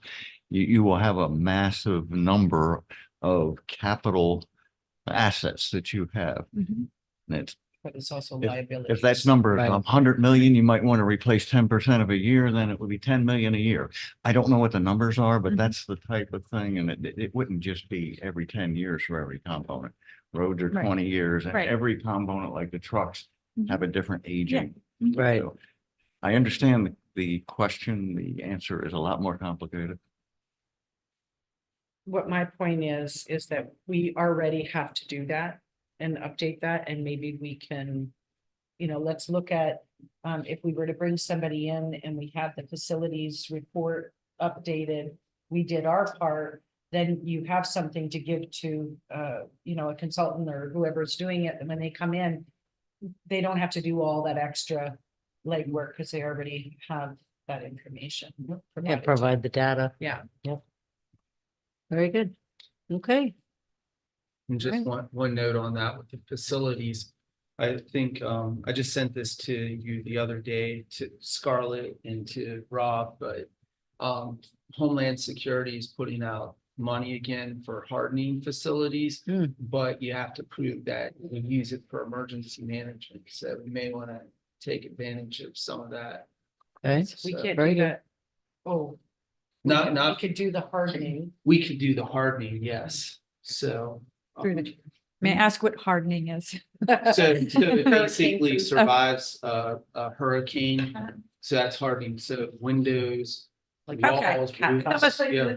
Is it the thing that they just, a safe home or whatever, just Yeah. to that? Okay. But it also goes beyond that, where you can, put in different, like if you're a police department or fire department, like the fire departments use them to replace their doors, big doors, because those are like several $100,000 a piece. Or some places they put in concrete like pilings, but they're really heavy duty, and others actually put it where they can go up and down. Yeah. Just depends on what type. So they of can't rain drive happens into the at. building. Yeah. So okay. that way, if there's, you know, Yeah. terrorist attack, so they consider that as well. Mhm. Very good, We're probably low on the totem pole for that happening. but it's worth looking into. Right. No. Yeah. Right. Okay. Anything else on? No. And just quickly, you know. We don't have to go through all of these, but you know, just we're trying to stay on the same schedule. So I don't know if there's anything you want to hit on that. Any questions? I see the water truck. What's that? I see the water truck. Yeah, there's the water truck. That's It's the rental. working. over there. Yeah, That's- right. That's the rental. Don't think that's. Change. that's- I see a water truck. Yeah. Yeah, any questions about roads or sidewalks? No, thank you. Yeah, we do have a complete culvert inventory, what's been replaced, I do want to say something. Oh, okay. satisfactory, unsatisfactory. So we keep very good track of those. I do want to point out that there was the corner of Temple and Banyan that seemed like the sidewalk was very low, and it's been like that for years, and you guys went out there and regraded and fixed, and you guys did a top-notch job, so I'll let thank them you. know. Thank you. It was very good. Thank you. I don't feel like it's a slipping hazard anymore because of all the I- algae buildup. Yeah, I was shocked it was that way. I guess just from the shade. I'm sure. I've never seen the sidewalk like that. Yeah, it was really pretty sludgy. Yeah. I almost ate it. Yeah, and I wasn't happy about the aprons and the sidewalk being done in my area. Especially because the board did not discuss that. And I think that that was more than just building a sidewalk. But having said that, I do think that it helps. We've talked in the past about, you know, where cars stop. The one thing I am seeing though, and you know, we put the ADA in, and the whole point was that we have consistent. We've got rock now. And I don't know if it's just cars doing it or if it's ATVs or dirt bikes, you know, adding to the problem. But the rock is, you know, spilled up over top of the asphalt. And it reminds me that we used to have a couple of brush things. Do we still have those? The Yeah, sidewalk? to the chair, we have one, the one that the Indian Trail has overheats, is not made for it, so we actually rented one, a Bobcat, and we're trying out right now. So we're sweeping all the sidewalks, all 64 miles and aprons throughout the district. We're actually started in zone 5, I think on Cheatham this week. And then we'll work our way around the district. Same time, they're gonna be doing inspection of all the sidewalks and the full inventory. That's gonna be. But it's similar to the one that the county has, like a little Bobcat kind of, we don't have something like that now, so it's kind of like the same thing we do. A lot of things, we rented a sidewalk paver, tried it out, see if it worked. We're doing the same thing with this. We're gonna see if it makes an impact. Because what could happen is we can brush all that dirt back and then it's right back. If you're already seeing that and we just paved it That's what I'm last saying. month, we're gonna be chasing our tails, Mhm. and really it's just the issue of the dirt roads, the dirt sticks to the tires, tracks onto the road. Right. I But- It's just the issue that we have. But what happens, and, you know, we used to have guys, when we had zone crews. That would be out there at the side of the paved roads where you have the buildup of the sand and dirt. They would be shoveling that away. Because what happens is that, you know, the water goes to the sides and then it ends up sitting there and it deteriorates the road even more because of the buildup of the sand and dirt there, so. It's a catch-22 when Yeah, we're dealing plus with on the the sidewalks as consolidation. well. Yeah, I just wanted to give that feedback, ma'am. and I guess you'll probably see that if you're out there with the broom next week. The broom that we used to have actually attached to one of our other machines. So you're saying that we don't have that now, or? Oh, so I don't know when they bought, it's like a Bobcat side by side. It's not really meant to run a broom like we need to all day long. It overheats and breaks, snaps Okay. drive shafts. So maybe you had something prior to that, I'm not sure, but what we have now is made for doing this. Okay. It's a rental, we're gonna see how it works. To piggyback on her apron, 87th and Banyan Road was milled. Mhm. And you know, people are cutting when they turn because of the apron. So neighbors have added some items into the hole to try to stop it from being eroded. So just, Which you is know, a huge safety hazard. yeah, they've put rock, you know, they've dumped rock in there. And I think the other day I saw some pieces of wood that they put in there to kind of keep it to where when the people turn, they're not. That's your, Can we please look, I know I've asked about this before, but I'm thinking that It's too narrow. the apron that we're doing is not wide enough. Yeah. Because the way you pull up on it to make, let's say, the right turn, you have to pull so far forward to be able to clear that. It's very, so, we're doing 30-foot radiuses now, Mhm. but I can't say that all the aprons throughout the district are 30-foot radiuses as we go and they're deteriorated and they need to be replaced. We are putting in 30-foot radiuses. One thing, Jay and I briefly spoke about, maybe look at again, is where our sidewalks are. They're kind of, you know, the stop sign before the sidewalk, and then they're stopped at the sidewalk. And then then they gotta pull out, and then they're cutting a corner because. Yeah. I guess the stop sign has to be before the sidewalk. The sidewalk's not close to the intersection. right, So they're stopping and then they're just pulling and Right. going. So if the stop sign was positioned right at the intersection, right. they can't do that because they're gonna hit the stop sign. So that'd be one thing I look at with Jay. I don't know if we have different options, you know, I could throw it at Cap Tech again. Yeah. I don't know. All I know is it's very, you gotta really pull really far forward in order to clear that. Otherwise you're hitting it. So, And FYI, the stop sign on West Island Black and on Cheatham Hill is in front of the sidewalk. So it's not like you stop at the stop sign and the sidewalk is in front of it, is what you're saying. it should be, It is the other way around. It's you're coming up to the stop sign, the sidewalk is behind it. Okay. That's it. So I don't know, maybe we need to put a sign where the sidewalk is and the stop sign, like, you know, stop here, look both ways before, I don't know, people don't read signs anyway. no, people Right. read They it. don't, And you know, Yeah, And to the chair, that's one thing that we're looking at, and we're trying to make all the signs throughout the Yeah. district consistent. Because we have issues with colors of delineators that aren't the right colors, placement of stop signs are different. So a lot of these were placed by the county or somebody in the past, so we're trying to come up with a consistent 5-minute warning. process. Make them all the same, whatever they need to be, we do from here on out. it is kind of different. You know, I've said this before, the whole district is not the same, like it depends on where you are. Yes. And FYI, one thing we should not be doing is parking any of our equipment on any of the equestrian trails, even if they're not being used. But I saw a big loader or a backhoe or whatever it was on Grapeview on the equestrian trail on the right-hand side. So. We can address that. Anyway, we digress. okay. Any questions about canals or swales? Just quickly on the canals, because Ms. Argue and I spoke earlier, but and I sent an email to you and Jason, Joe, Capra and Rob.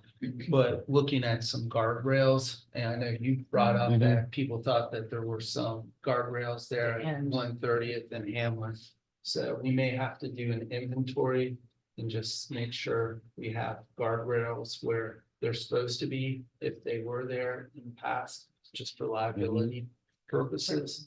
So And- sometimes if they get wiped out, I think that was something that weren't always replaced, and if they weren't replaced back in the day, we might not know about it, so. Right. we're gonna And, take a and look at that. you know, I have a big concern too, because even with the guardrails at the standard, like I was told, at that last accident over on 60th, well, that's a standard size guardrail, but we don't have standard sized vehicles out here That was not typically. by district And staff. no, it was not.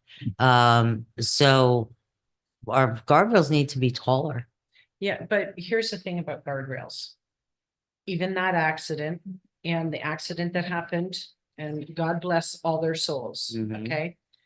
But we talked about this, a guardrail is not going to stop them when they're going at a high rate. of speed Exactly, right, of course, And out of of control. course. They're gonna still end up going over that. Over guardrail. it We or actually had through an it. Employee that happened to, that, Sean, right? And there was a guardrail. It didn't stop it from happening. And in some cases, a guardrail can actually make you launch, and it can cause more damage than, so it's a catch-22 situation. What I think we have to be, we have to be consistent with what we do. And one of the things we need to communicate, and I know you do with Captain Turner, but there are accidents that happen here in the district that we don't find out about. We should be notified about that, because I think what's happened in the past is that, maybe there was an accident and they took the guardrail out because they couldn't afford to replace it, or they didn't have it. And, but a lot of times it's not reported to us. And if it's not reported to us, we may not know about it for a while, or, we can't go after insurance or whatever it is that we need to do administratively. Through the chair, for the past, 18 months, actually PBSO has been very good about notifying us, hey, a sign was taken out or a dead end, like, we put up those big signs, they aren't necessarily guardrails. So they have been doing that religiously, and then we turn it over to our insurance, then they go after the driver's insurance, so. But yes, so that was something, Captain Turner and now Lieutenant Sauer is doing. Speaking of signs, do we have an estimate of cost of if we were to maintain signs the way that we think it should be maintained, how much would that cost us and the taxpayer if we were doing it? Well, we've upped our maintenance, so we've actually been buying signs on the side, because Palm Beach County's 50 a month was not 25, enough for, okay. yeah, 25. They changed to 25. Double-sided. Yeah. So that wasn't enough to keep up, so we've actually have a budget line item for that. Now, so I think it was looking at like 20 grand a year for the signs. That doesn't include, of course, the sign tech or a truck or anything like that. But we already been We were providing already that. doing that, yeah. So it'd be probably somewhere around 20 grand to keep up with it. 40, 20. Oh. Yeah. in addition to the 20 that we already have. Oh, yes, yeah. Okay, With the county now saying that they're not providing signs, I would ask. I wasn't going there. I just was inquiring. Yeah. Okay, so next slide. 40K. I understand. Just something to consider again with the budget, to be prepared for that. Because that's not something that we can ignore. So again, Greg went through this next slide, and unfortunately Greg And could not be here. that's tonight, okay. So. And we got one of the pumps and some repair parts. Yeah. Is there anything you want to add to this? No, Greg covered that. Any questions from the board? All right. No, sir. And then again, this is just going through what the capital outlay was about previous slide. Mm-hmm.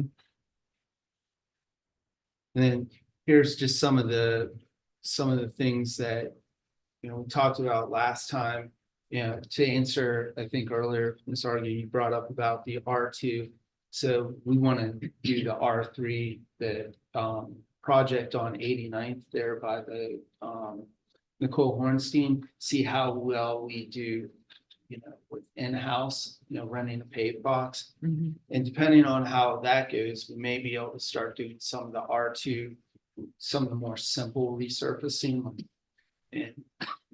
But we'll have to see how we do from a quality standard on that. Do we have the ability to scarify the asphalt? We do have smaller millers that we use for end milling, when we're, doing a joint, a full width. We do not have the capability or the productivity to do the full width milling. And that is a very specialized machine. One thing we are looking at with, under the R3, the Hamlin from 190th to 180th is the FDR process we're looking at, full depth rebuild. That's where they take the existing aggregate and they pulverize it with the rock. They add polymers and a binding. This time it's Portland cement, depending on what the soil analysis comes back in. And that is sufficient for the load rather than digging everything up and then they asphalt over the top of that. So we're gonna see how this is in cost comparative on some of these other roads like that we know we have to do substrate repair on those. Through the chair. I do want to state something for the record, because we've been hammered a lot on Hamlin west of 180th to 190th. And I'm almost certain that the district did not pave that. I think that was done when the park was built by the county. So, can you verify that? Okay. We can verify. I'm almost certain that the county did that was part of the agreement with the park going in there at Friedland. And I got that information from somewhere along the line. And the last couple times it's been brought up, I haven't had an opportunity to kind of ask about that or state that, but I'm almost certain the county built it for the park. And so any deficiencies in terms of how it's built, it has not been because of the district, but we also did not have the ability, just like 180th, just like 140th. We didn't have the ability to go in and pave those roads. We didn't have the money. And we had to put it in a plan, and that's what the R3 plan was. So it's taken a little bit of time, and I think people are frustrated, and I understand that. 140th and Tangerine is horrid, right? The worst roads in the district, but they're going to be redone soon. And, that was the whole point of the R3, so. Anything on, so, and then just quickly again with the traffic calming, we want to look at expanding or adding more of the prefab because it saves about $10,000. And we can also put the smaller ones that don't go all the way across the road on milled roads. Right. So And that's better for That yet? first responders. have we put any in yet? We have not put any in, I believe just the hot asphalt ones that Wind and Sons put in on Yeah. that 180th. we have them. I think Tangelo is going to be the one that'll be the test subject, but because we're having to cut through and speeding on that road. Can we communicate with the residents along there that we are actually, because we get criticized every time we're trying to do something, so. If we can maybe put a flyer out like, hey, we're doing this to help you. And we want to hear from you, because people go on Facebook and complain, but really the staff need to hear about it. My concern about doing those on the millings is that it, because I think Tangelo is really getting hammered. Even more, like probably millings is not appropriate for that road, which is why we should have put it in the R3, but. I just did a traffic Thought about count, that. traffic analysis of in this upcoming report, this upcoming month. I actually have a Tangelo count before it was milled, and before all the construction too, so we'll be able to do a comparison. I did a Tangelo like a year and a half ago. So it'd be a nice comparison. Good. We can provide that information. And that's part of it. We'll test and see how speed bumps do on millings. I think with deceleration, acceleration on hot asphalt, it's better. Deceleration, acceleration on millings, it's a little bit different wear, so we'll have to see how it responds. And then on the millings options, right now, I just want to recommend we keep doing it the way we do it with the lottery and all of that, and not change anything and get through this next year and then try to figure out how we're gonna amend the R3, because that may address some of these longer roads, whether you want it milled or whether you want it with regular hot asphalt. So that's, so just for the millings options, we're just gonna keep it this way for right now, for the next fiscal year. To the chair. Do we have an idea yet, are we, like, for example, the top hat? Are we close to having all of the roads in the top hat milled They're 100%. 100% now? Except for one road, 100, because it's a. long Because it's road. the long one. Yep. And what is the feedback we're getting from the residents over there? I've heard a couple that, I'm not probably not the right person to ask. I only hear if it's elevated, but, on the office, we didn't get a whole lot of objections. The road where we had objections, we had a lot of pushback and complaints and visits to the office. But the other people were, just getting with staff, and very appreciative. The roads, I think, look really, really good. So I hope most people are happy with them. They'll definitely save costs and future costs of the district. And, we hope to get 10 to 15 years out of them. Which is a huge benefit. We'll be able to start getting rid of some of these graders. do you have an idea how much money we're saving just for that unit? Not having to go to the north, to the top hat and, grade there? I'll be able to give you that. Can we information. get, I gotta get the yeah, I total think that's amounts. kind of good information for the I community agree, to know. yeah. Because we have that, because you had it. I know, yeah. Yeah, Station. What we've done so far, which is about 60 miles, it came out to, the initial cost plus 10 years was a little over 4 million. So however many miles are up in that top hat, which I'm not sure that we did. So, 60 miles is $4 million in savings. So whatever the top hat is, say it's 10 miles, I'm not sure. I think we did 5 miles last year, 5 miles this year.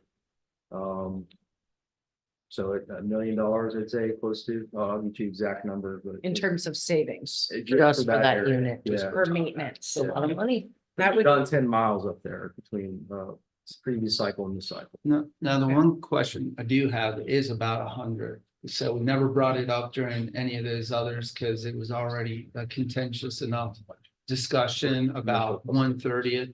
But that may be something we do want to look at, because if we do not have to send that grader across Just for Seminole that Pratt, one road, even, right. or I mean, North Lake, even at the intersection of North Lake and Seminole Pratt, and so. isn't that an equestrian trail, like Great View, we have an equestrian crossing in Yeah. North Lake, which people are insistent it still be there. Now, when the widening happens, I don't think it was included in the permit, right? No, they would not. Right, they would include it, not agree 'cause to it. we But we do have On a. people that live in the top hat that insist on continuing to cross, even though regardless, Great View to 100 is a horse trail. And then it comes back to Seminole Pratt on the back end, and then it goes up 94th. Well, that may be a good one to test out our theory of decreasing Right. the width of it. And if you And can adding put more something sod. along there Yeah.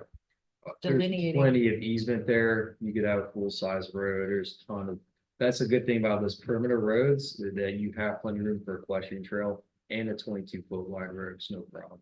At least in that area. Yeah, on 100. Yeah.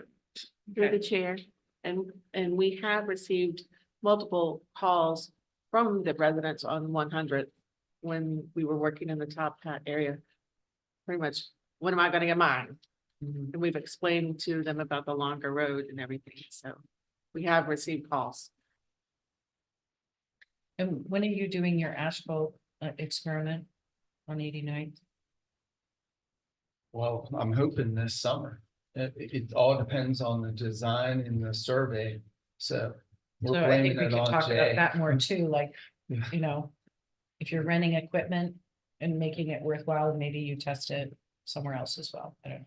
Yeah, we have a couple locations, plan on renting a paver for 1 month, so we're waiting on that answer, so we can align a couple jobs up for that, keep it busy for a month. So it come down to CapTech design and whether there's anything else required before we look at doing that. Any other questions on this? All right, so Ms. Cantley, it's your show. My turn? Yep. All right, for the Parks and Recreation Facilities grants, I separated them into work in progress, which is for our 2 grants, the one at Temple Park. The only thing we're waiting for is as-built, which are being worked on. As soon as we get those, that's the last piece to complete that grant. And once that's all approved, then we'll get the $50,000. The good thing about that is once that's closed, we'll be able to apply for another one. Right. The Nicole Hornstein, as y'all had saw earlier, work is in progress. We have, that will be complete. Right, by August 30th. We're shooting for mid-June. And then, I have to get up here. As soon as the beer's done, Yeah. those two. so once that gets turned in, that will be the same process. The big difference with the grant, the Temple Park, there's no match, so we would get the whole 50,000. And the Full Hornstein, we would get 50% of whatever we turn in. The newly awarded ones, Citrus Grove and Kidscape, we're in the process of commencement. We're waiting on the surveys. Once those get in, we'll turn that in, and as soon as we get the go-ahead, we'll be able to start construction. Excellent. And those are also each the 50,000 with no match. Operations, pumps and canals. We have 4 separate grants. 2 are hazard mitigation, which we've had for a while, one for the east-west conveyance, and one for the MO Canal reclamation. The other ones, which we received this past year in 2023, are Resilient Florida grants. And they go, the plan was to go alongside so we would have match money for each of those with the grants. We have run into small snags with those in regards to the hazard mitigation. They've asked for us to apply for a 404 permit or to apply that no permit is required. And Jay has done that on both of those. But there's been some legal stuff going on that they're trying to figure out exactly how they're going to satisfy what they want. Did I sum that up pretty well, Jay? In a simple way? Simply In a simple way, it's the key. The 404 permitting is wetlands. It was delegated to Florida Department of Environmental Protection. A recent ruling by the DC courts has said that is not a legal delegation. So all 404 permitting is in limbo right now because even if you got the permit, it may not be valid. It might have to come out of EPA. So the long story is not there. The short story is we applied, and on one of them, you never received a response in the last 3 years. The other one, they said they're going to get to it after the legal issues are worked out. Oh, my Lord. Okay. So in an emergency situation, you can't do anything? If you need a 404 permit, a wetlands permit, our position on both were no permits required. I wouldn't test the waters to do it without the determination that the NPR is the way to go. We believe that no permit is required. And by the way, South Florida Water Management District rendered that opinion on the East-West Canal already. On the Resilient Florida grants, both of those have a very short timeline, but because of those issues that Jay just mentioned, we are asking for an extension. So stay tuned on the extension. Okay. Next slide, pumps and canals. Santa Rosa Groves, Unit 20, we have a hazard mitigation grant for the pump station, 740,000. We have applied for a Resilient Florida grant to do a match thing with that. And we do not know if we have received that grant yet. The partnership grant with Palm Beach County, when they first came out with Resilient Florida, us as a district, we're not not eligible to apply for that. So Palm Beach County applied for it for us. So we have that, so we're working with the timelines through the county. And all the money for that was budgeted in this fiscal year 24. And that money is not coming from the county, it's coming from the state. They're just administering it. Right. Yes. We have to go And- through them. and- Yeah. Yeah. Okay. All right, operations, roads and transportation. We received a grant for Safe Streets for All. We do not have a contract on that yet. We're drafting one with the agency now. So as soon as we have that, we'll know more about timelines. There's 3 transportation alternative grants. We're working with the first one. We're actually working on the first one, Key Lime and Grapeview. This was for the multi-purpose use. trail. Multimodal. I think- Multimodal. Yeah, I think that's their terminology in the FDOT world. Gotcha. So one of the requirements was that we had to do an updated cost estimate. So the original cost estimate was just over 1.5 million. The updated one was just over 5 million. Mm. Exactly. So we're working, Rob and I, are working with CapTech and FDOT to look at the scope of the project, to shorten it a little bit so we can fall back within really close to that 1.5 million like we agreed to before. So that's still in Gonna the, get us in front of the park done. Through the chair, we're actually looking at removing one side of the multi-use trail and widening the existing sidewalk that we have. They did not want to shorten the route because that was one of the considerations that we have the connectivity. So it was to take some aspects out of the existing to meet the cost requirements. right, and that also works twofold because the majority of the objections that we did get to it was from the people on the other side of where the sidewalk is. So that kind of takes their objections away in that process. So we're also going to look at the 2022 and 2023, which that's the 140th and 61st. One to look at getting an updated cost estimate on that. So then we can, go from there, depending on where it comes in, if we need to adjust anything. But so far, FDOT has been working with us, and they said that they do not want us to lose the project because they think it's a good project. And just quickly, so the transportation alternative or TA, it has a cap at $1 million. So you covered. So just a little background on why they have this grant. A lot of cities or counties use this to supplement to build their sidewalks or other things, but they have, either bond money or money they've saved or using gas tax dollars. Clearly, we don't have any of those, and we're not doing any major road projects right now on this. So Well, yeah. actually, we have the R3 Yeah. and we're supposed to do 140th and we had to do the sidewalk as part of. Yeah, 140th. I know that's Okay. that's the exception. That's why we applied for the TA 2023. But I'm just explaining, usually they're not standalone projects like that for the TA. LIs are a little different. I just a little background on it for some of the newer members. Thanks. Sorry, Scarlett. Scarlett, Okay, that roll, what is the Safe Streets grant? Can you just go over that? that's a new grant. And like I said, we haven't received the contract, so I don't know what it all entails. I do know the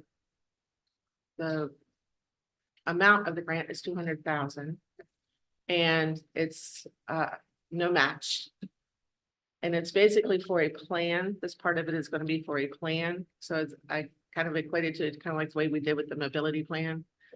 Once we have the plan part of it in place, then that gives us a chance to apply for Safe Streets for All to go towards more construction type grants in the future. So with this them. would be design plans, not like a mobility plan or design. And it is all contractor based. It's not anything we can do in-house. It has, that's one of the rules that has to be contractor based. In fact, CapTech hasn't been able, they were not allowed to be in planning meetings or training meetings, because if they were going to apply for the contractor position, they would not be able to have that part, that pre-knowledge. So could we use this for like some of the mobility plan That's, projects, like take it off the shelf kind yeah, of thing? yeah, Okay, and at least create a design. right, okay. So it's, Which is like this next level that Yeah. Kim always talked about us going to. yeah, Okay. and that's why probably scored a little bit higher because we had that Right. in place. All right, next slide moves into the local initiatives grants that we have. And these are on roads that are allowed to receive federal funding. There's only certain roads in the district that have that. And that particular ceiling is 5 million, even though we don't have grants that go, our two grants don't go quite that high. The one in 2022 was speed tables on Temple and Hall. The grant was awarded, but work hasn't begun on it yet. That was the one, was it this past year, that the county decided to take the funding from that LI program and put it towards State Road 7, so they would have that money there. They told us not to reapply for it, that they would put the money back. So whether that's the reason or what, I don't know what the timing is, but we have not received anything else further from that. And the local initiatives on 2023, we put in for a multi-purpose pathway on 140th Temple and Hall. That's one, okay. North. All right, next one. The operations grants that we have been applied for and waiting reward. These are all 3 Resiliency Florida grants. One is for a vulnerability assessment grant. That's a plan type of thing. I don't know all the ins and outs of it yet until we get more information on it. Right. The M1 Basin East-West Conveyance Phase 2. So we would have that to go towards Phase 2 because our big hazard mitigation grant for East-West Conveyance is in 2 phases. And that's a total of over a $4 million grant, that particular one. And one for the M1 Basin Siphon. And as I mentioned earlier, the Santa Rosa Groves pump station to be a match in with the one that we have already with hazard mitigation. And we will know if we have, we won't find out if we have those grants until the governor signs the budget. And so as soon as he signs the budget, we'll know whether or not we were awarded those grants. So just a quick question. Do you want to ask it or you just Yeah, want? me so to my repeat it? question, my understanding of the M1 Basin Siphon is that the county was paying for that when they want to do 60th. So why are we applying for that? You want me to? Or you- Yeah, so I think part of that is the county will pay for it, but I think this also helps them offset some of the costs, but So we could be using that for something else, or something that the district needs.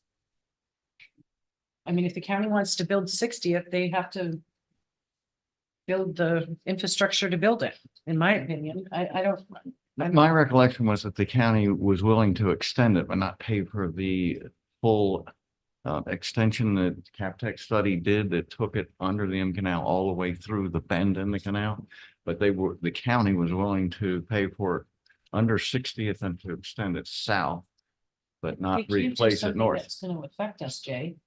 So. That's what I'm giving you, what they told us. So all I'm saying is that we have so many other projects in the district and not for nothing, the county has access to money we don't have. And I think we're better off applying for projects that we're not in the situation where the county can be paying for it. And we got to give a permit to the county. The county wants to build the road, then they're gonna have to capitulate if they're impacting our district and, you know, they cannot make us pay for that. Is there a reason why they're saying they would only do the partial amount? What is the purpose of just saying they would do the partial and not the full? We're in discussions, so it's not decided. I don't want to make a presentation that says it's a done deal. They had proposed preliminarily put a structure at the end of our existing inverted siphon and then a new pipe extending it. The Captech study done 7 years ago or whatever it was, I think you were here. we want to replace the inverted siphon all a couple hundred feet because there's that big bend in the canal because of the FPL. And the county wouldn't have any part to replace that. So again, the permit hasn't been issued. They don't have the design done, but the preliminary discussions where the county, remember David Rick saying, we're not paying for that. So it's worth applying for this grant so that if the county is not willing to pay for, and we need to get it done. Some, Because we need 60 of them to do at the same time. Well, it's not our responsibility, Yeah. is what my point is, the 60th. We could leave it the way it is and we're just fine. We don't need the inverted siphon, so, Yeah. and not for nothing, Where do you want to stay on that? we could build a 640 acres or apply for, it. Why is it not that? We've had two studies of the pipe done, and the first one 20 years ago, it looked good. And the next one, it was some deterioration. The county had another one done because of this design, and it is to the point where it isn't falling apart yet, but it's getting closer. We also wanted to And they extend have it to to the, realign. we also wanted to extend it north. So it's something we want to do. It's not something the county is telling us we have to do. Is that my understanding? My understanding? As with everything else, we try to push it till the useful life is completely gone. We don't want to spend money prematurely, but at the same time, you get to the point of health, safety, welfare. Guess my point would, like, I guess, does it hurt us to apply for this? It doesn't hurt us, right? Okay. And my point is that I want us focusing on something that actually gives a benefit to the residents and saves them tax dollars. And 640 acres is a priority that actually gives something very tangible and is far more valuable, in my opinion, than this. it's up to the board. Yeah. So. Through the chair, this is the grant that's available right now. We're not ready to apply for the 640 grant. I certainly agree that that is a more beneficial project to the M1 basin. Where are we ready to apply for the 640? We're still doing geotech and we have to, Mr. Poy will have to put some type of more than a conceptual design together for this. Because a lot of these, they want it shovel ready, so to speak. Sorry, Rob. No, we don't recognize. We're part of the DRO agreement with that is we have to work with the crop rotation. Those will be coming up here the end of May, beginning of June, when they're going to be done with corn, beans, and et cetera. And we'll be able to get the boring rates in there without destroying crops. Through the chair. Have we applied for this already? Yes. So again, I appreciate everything we're doing on grants, but I really think that before we're applying for these projects, these are big ticket items that they really need to be coming to the board for discussion on what we want to do so we can prioritize. This is a big thing. So, and I think that that's a board decision. All right, Right? we'll make sure.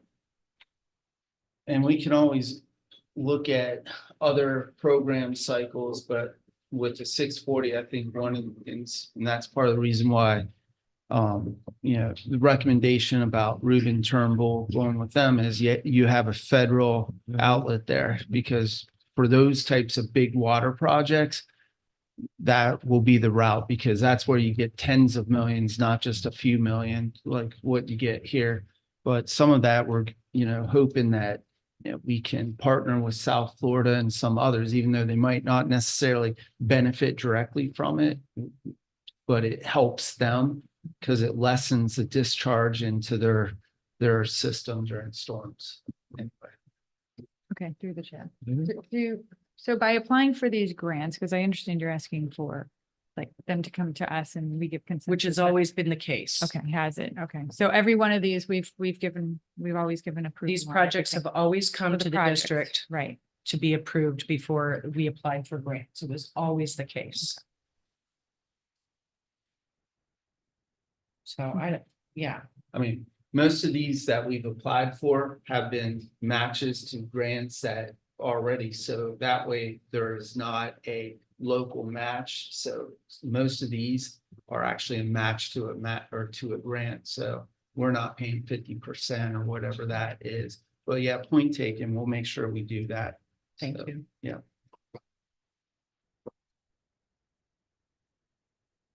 And my criticism is not about the job that you're doing. Because you're doing a great job. No, Thank you. none was taken. It's a good Okay. point. Yeah, so. It was. Yeah. And that's it. That's my last slide. Oh, wanted to. Yeah, and again, this is, I believe, just the same table that you saw last time, but it's so complicated to look at this and understand it, so that's why we did it. But basically, these two tables, I believe, are the summation of what those grants slides that she just went through. And then moving into more of the meat, so the organizational structure, really, there's no change to the structure. It's going to stay the same. We'll still bring this to you. We'll do it with the budget. So in 2 weeks, because the board does approve the structure every year, regardless, even if there's no change. I thought there was. Risk. Oh, yeah, there's a Okay. reclassification, but Okay. it's, So it's It's- not, yeah, it's not changing any reporting structure or adding any positions.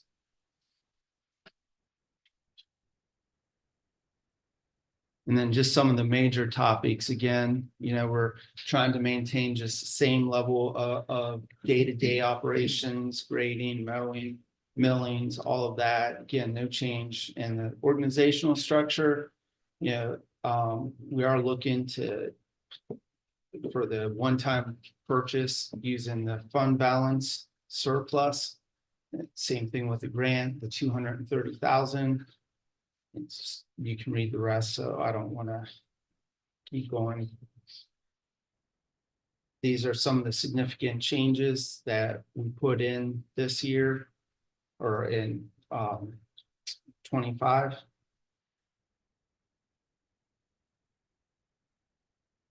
Personnel, operational, and capital. through the chair. So what do you, in terms of parks, what do you have currently budgeted in the budget? Is What, it everything that you had on there? yeah, I believe so. But some of those were grants as well, but they Right. have to show in the budget.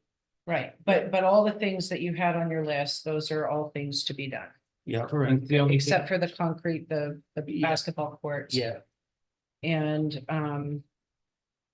so the $400,000 from the equestrian grant, do we know when we're gonna get that money back? Like, does it typically take 6 months once you apply or? I really don't know. Matter of fact, I just found out yesterday that the person that was the grant manager in Tallahassee, she's no longer with them. So they've had lots of turnover that's caused, things to be slower. Delays, yeah. Exactly. so I would imagine we would get it sometime in fiscal year 25, but once we get that, we automatically put it in that grant fund. So fund balance, unless the board gives us direction otherwise. Maybe we could take a small portion and get the basketball. court done. Well, what I was gonna say is that, where do we have the money for the concrete for the basketball courts? And then also I'd like to request that we put some money aside for working on trails. Like the fencing stuff that you need or have you put any of that in there? No, we've not really put any of that in there, but so what we're requesting is that so at the last meeting and from individual meetings, it seemed like nobody really wanted to decrease because there's so many unknowns.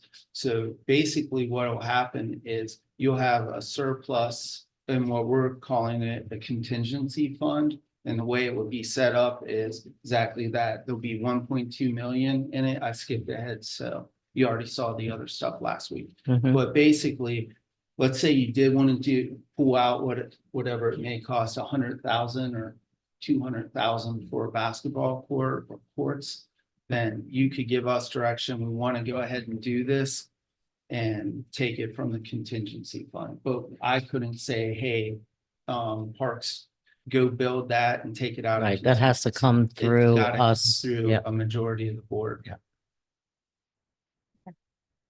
And that may also, address some other issues that Right. could come up next year. Right.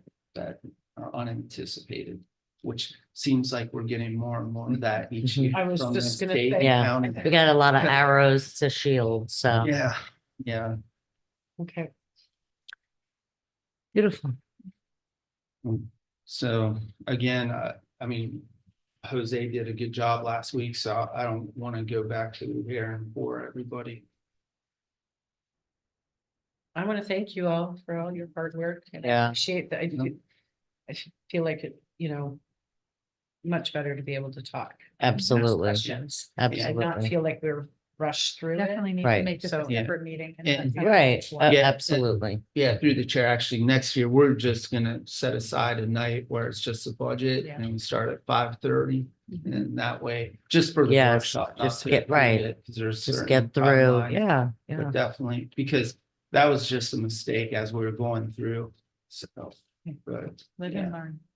But yeah, next year we'll just set aside something like this and have all the Mhm. employees here like we normally do. I did not bring all of them this time since we got through most of operations, but Parks was all here. You know, oh, So good. is the consensus that we want to stay at the same or everybody is there? I am absolutely on board with staying the same.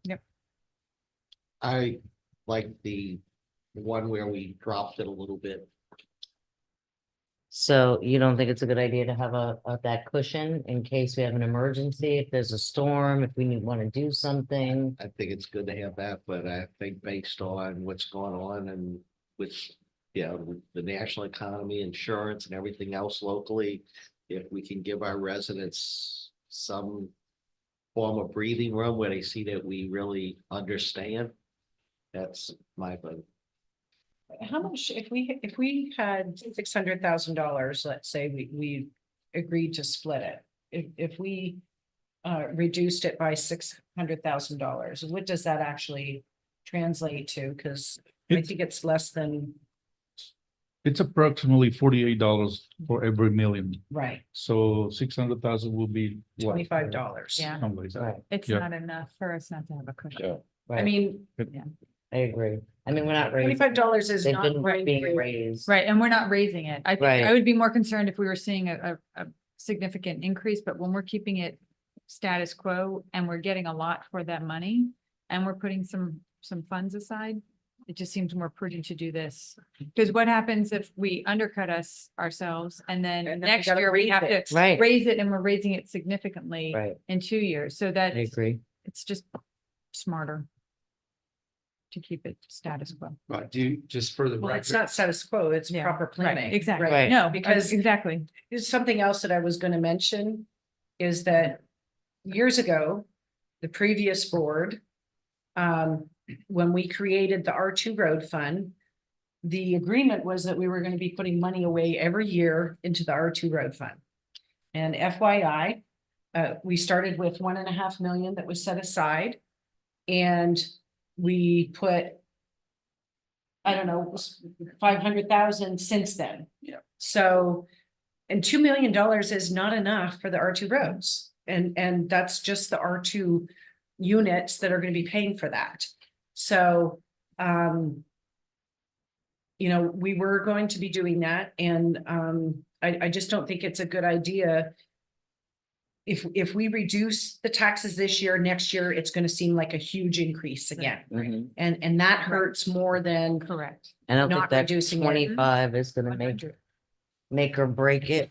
And not only that, And but then you're seeing run things- into that issue. I mean, if there was a way that we could cut the budget like $5 million, I'd be all for it. yeah, But the fact is that we're paying for the previous mistakes.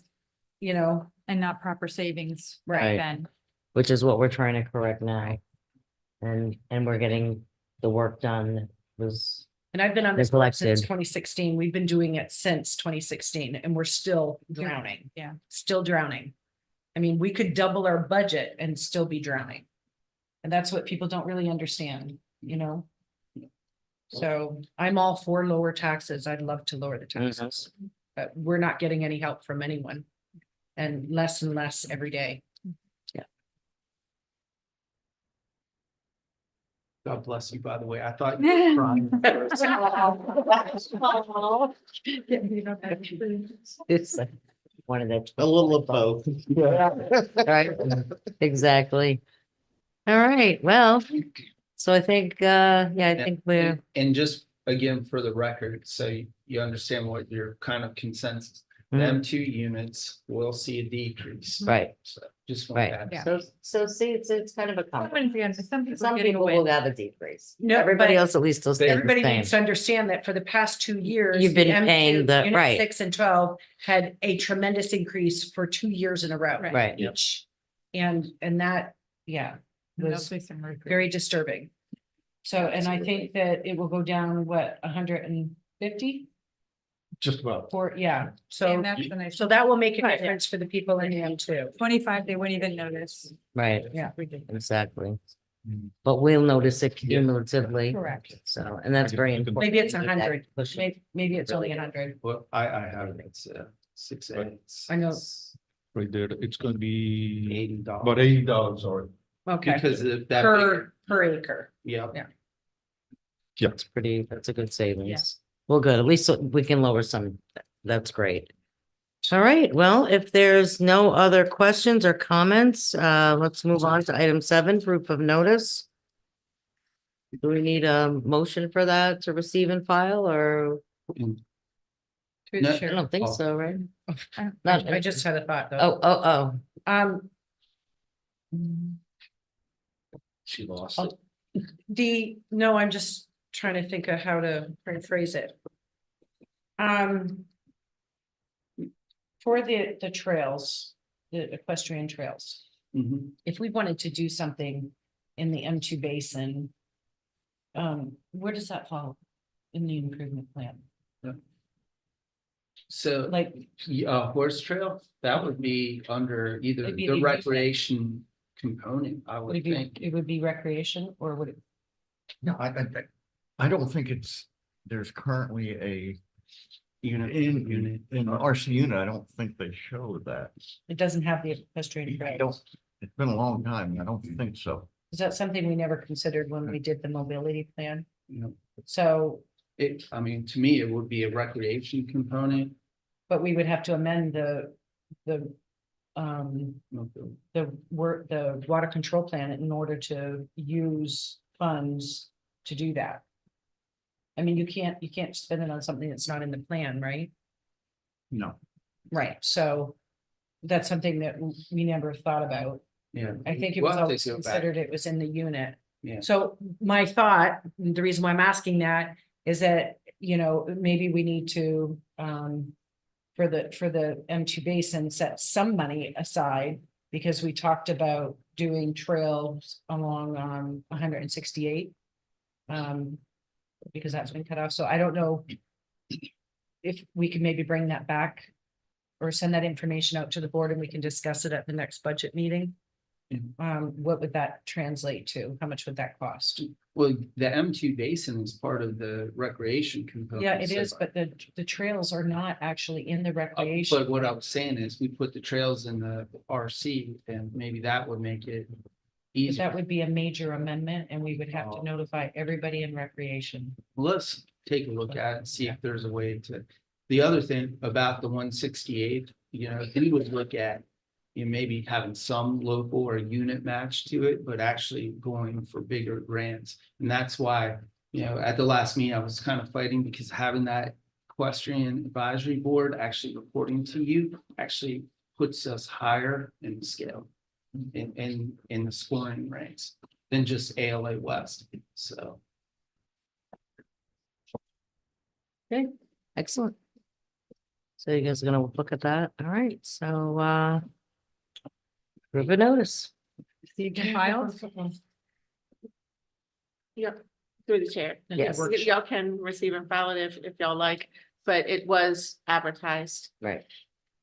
And Okay. it's a workshop, so. Right, so we don't need a We motion. have to do Right. that We at just- the next meeting. Right, gotcha. Budget and workshop Okay. meeting. And we'll put together a larger, put the big presentation together and load it up. Oh, it does say that. I see what you're saying. Yeah, say But the. we can't make motions at a Right. workshop meeting. We didn't at the last one either, so no, I think we just have to, receive and file. It was a part of the backup. Right, right. Right. Okay, this meeting is adjourned. Thank you, everyone, for all your hard work.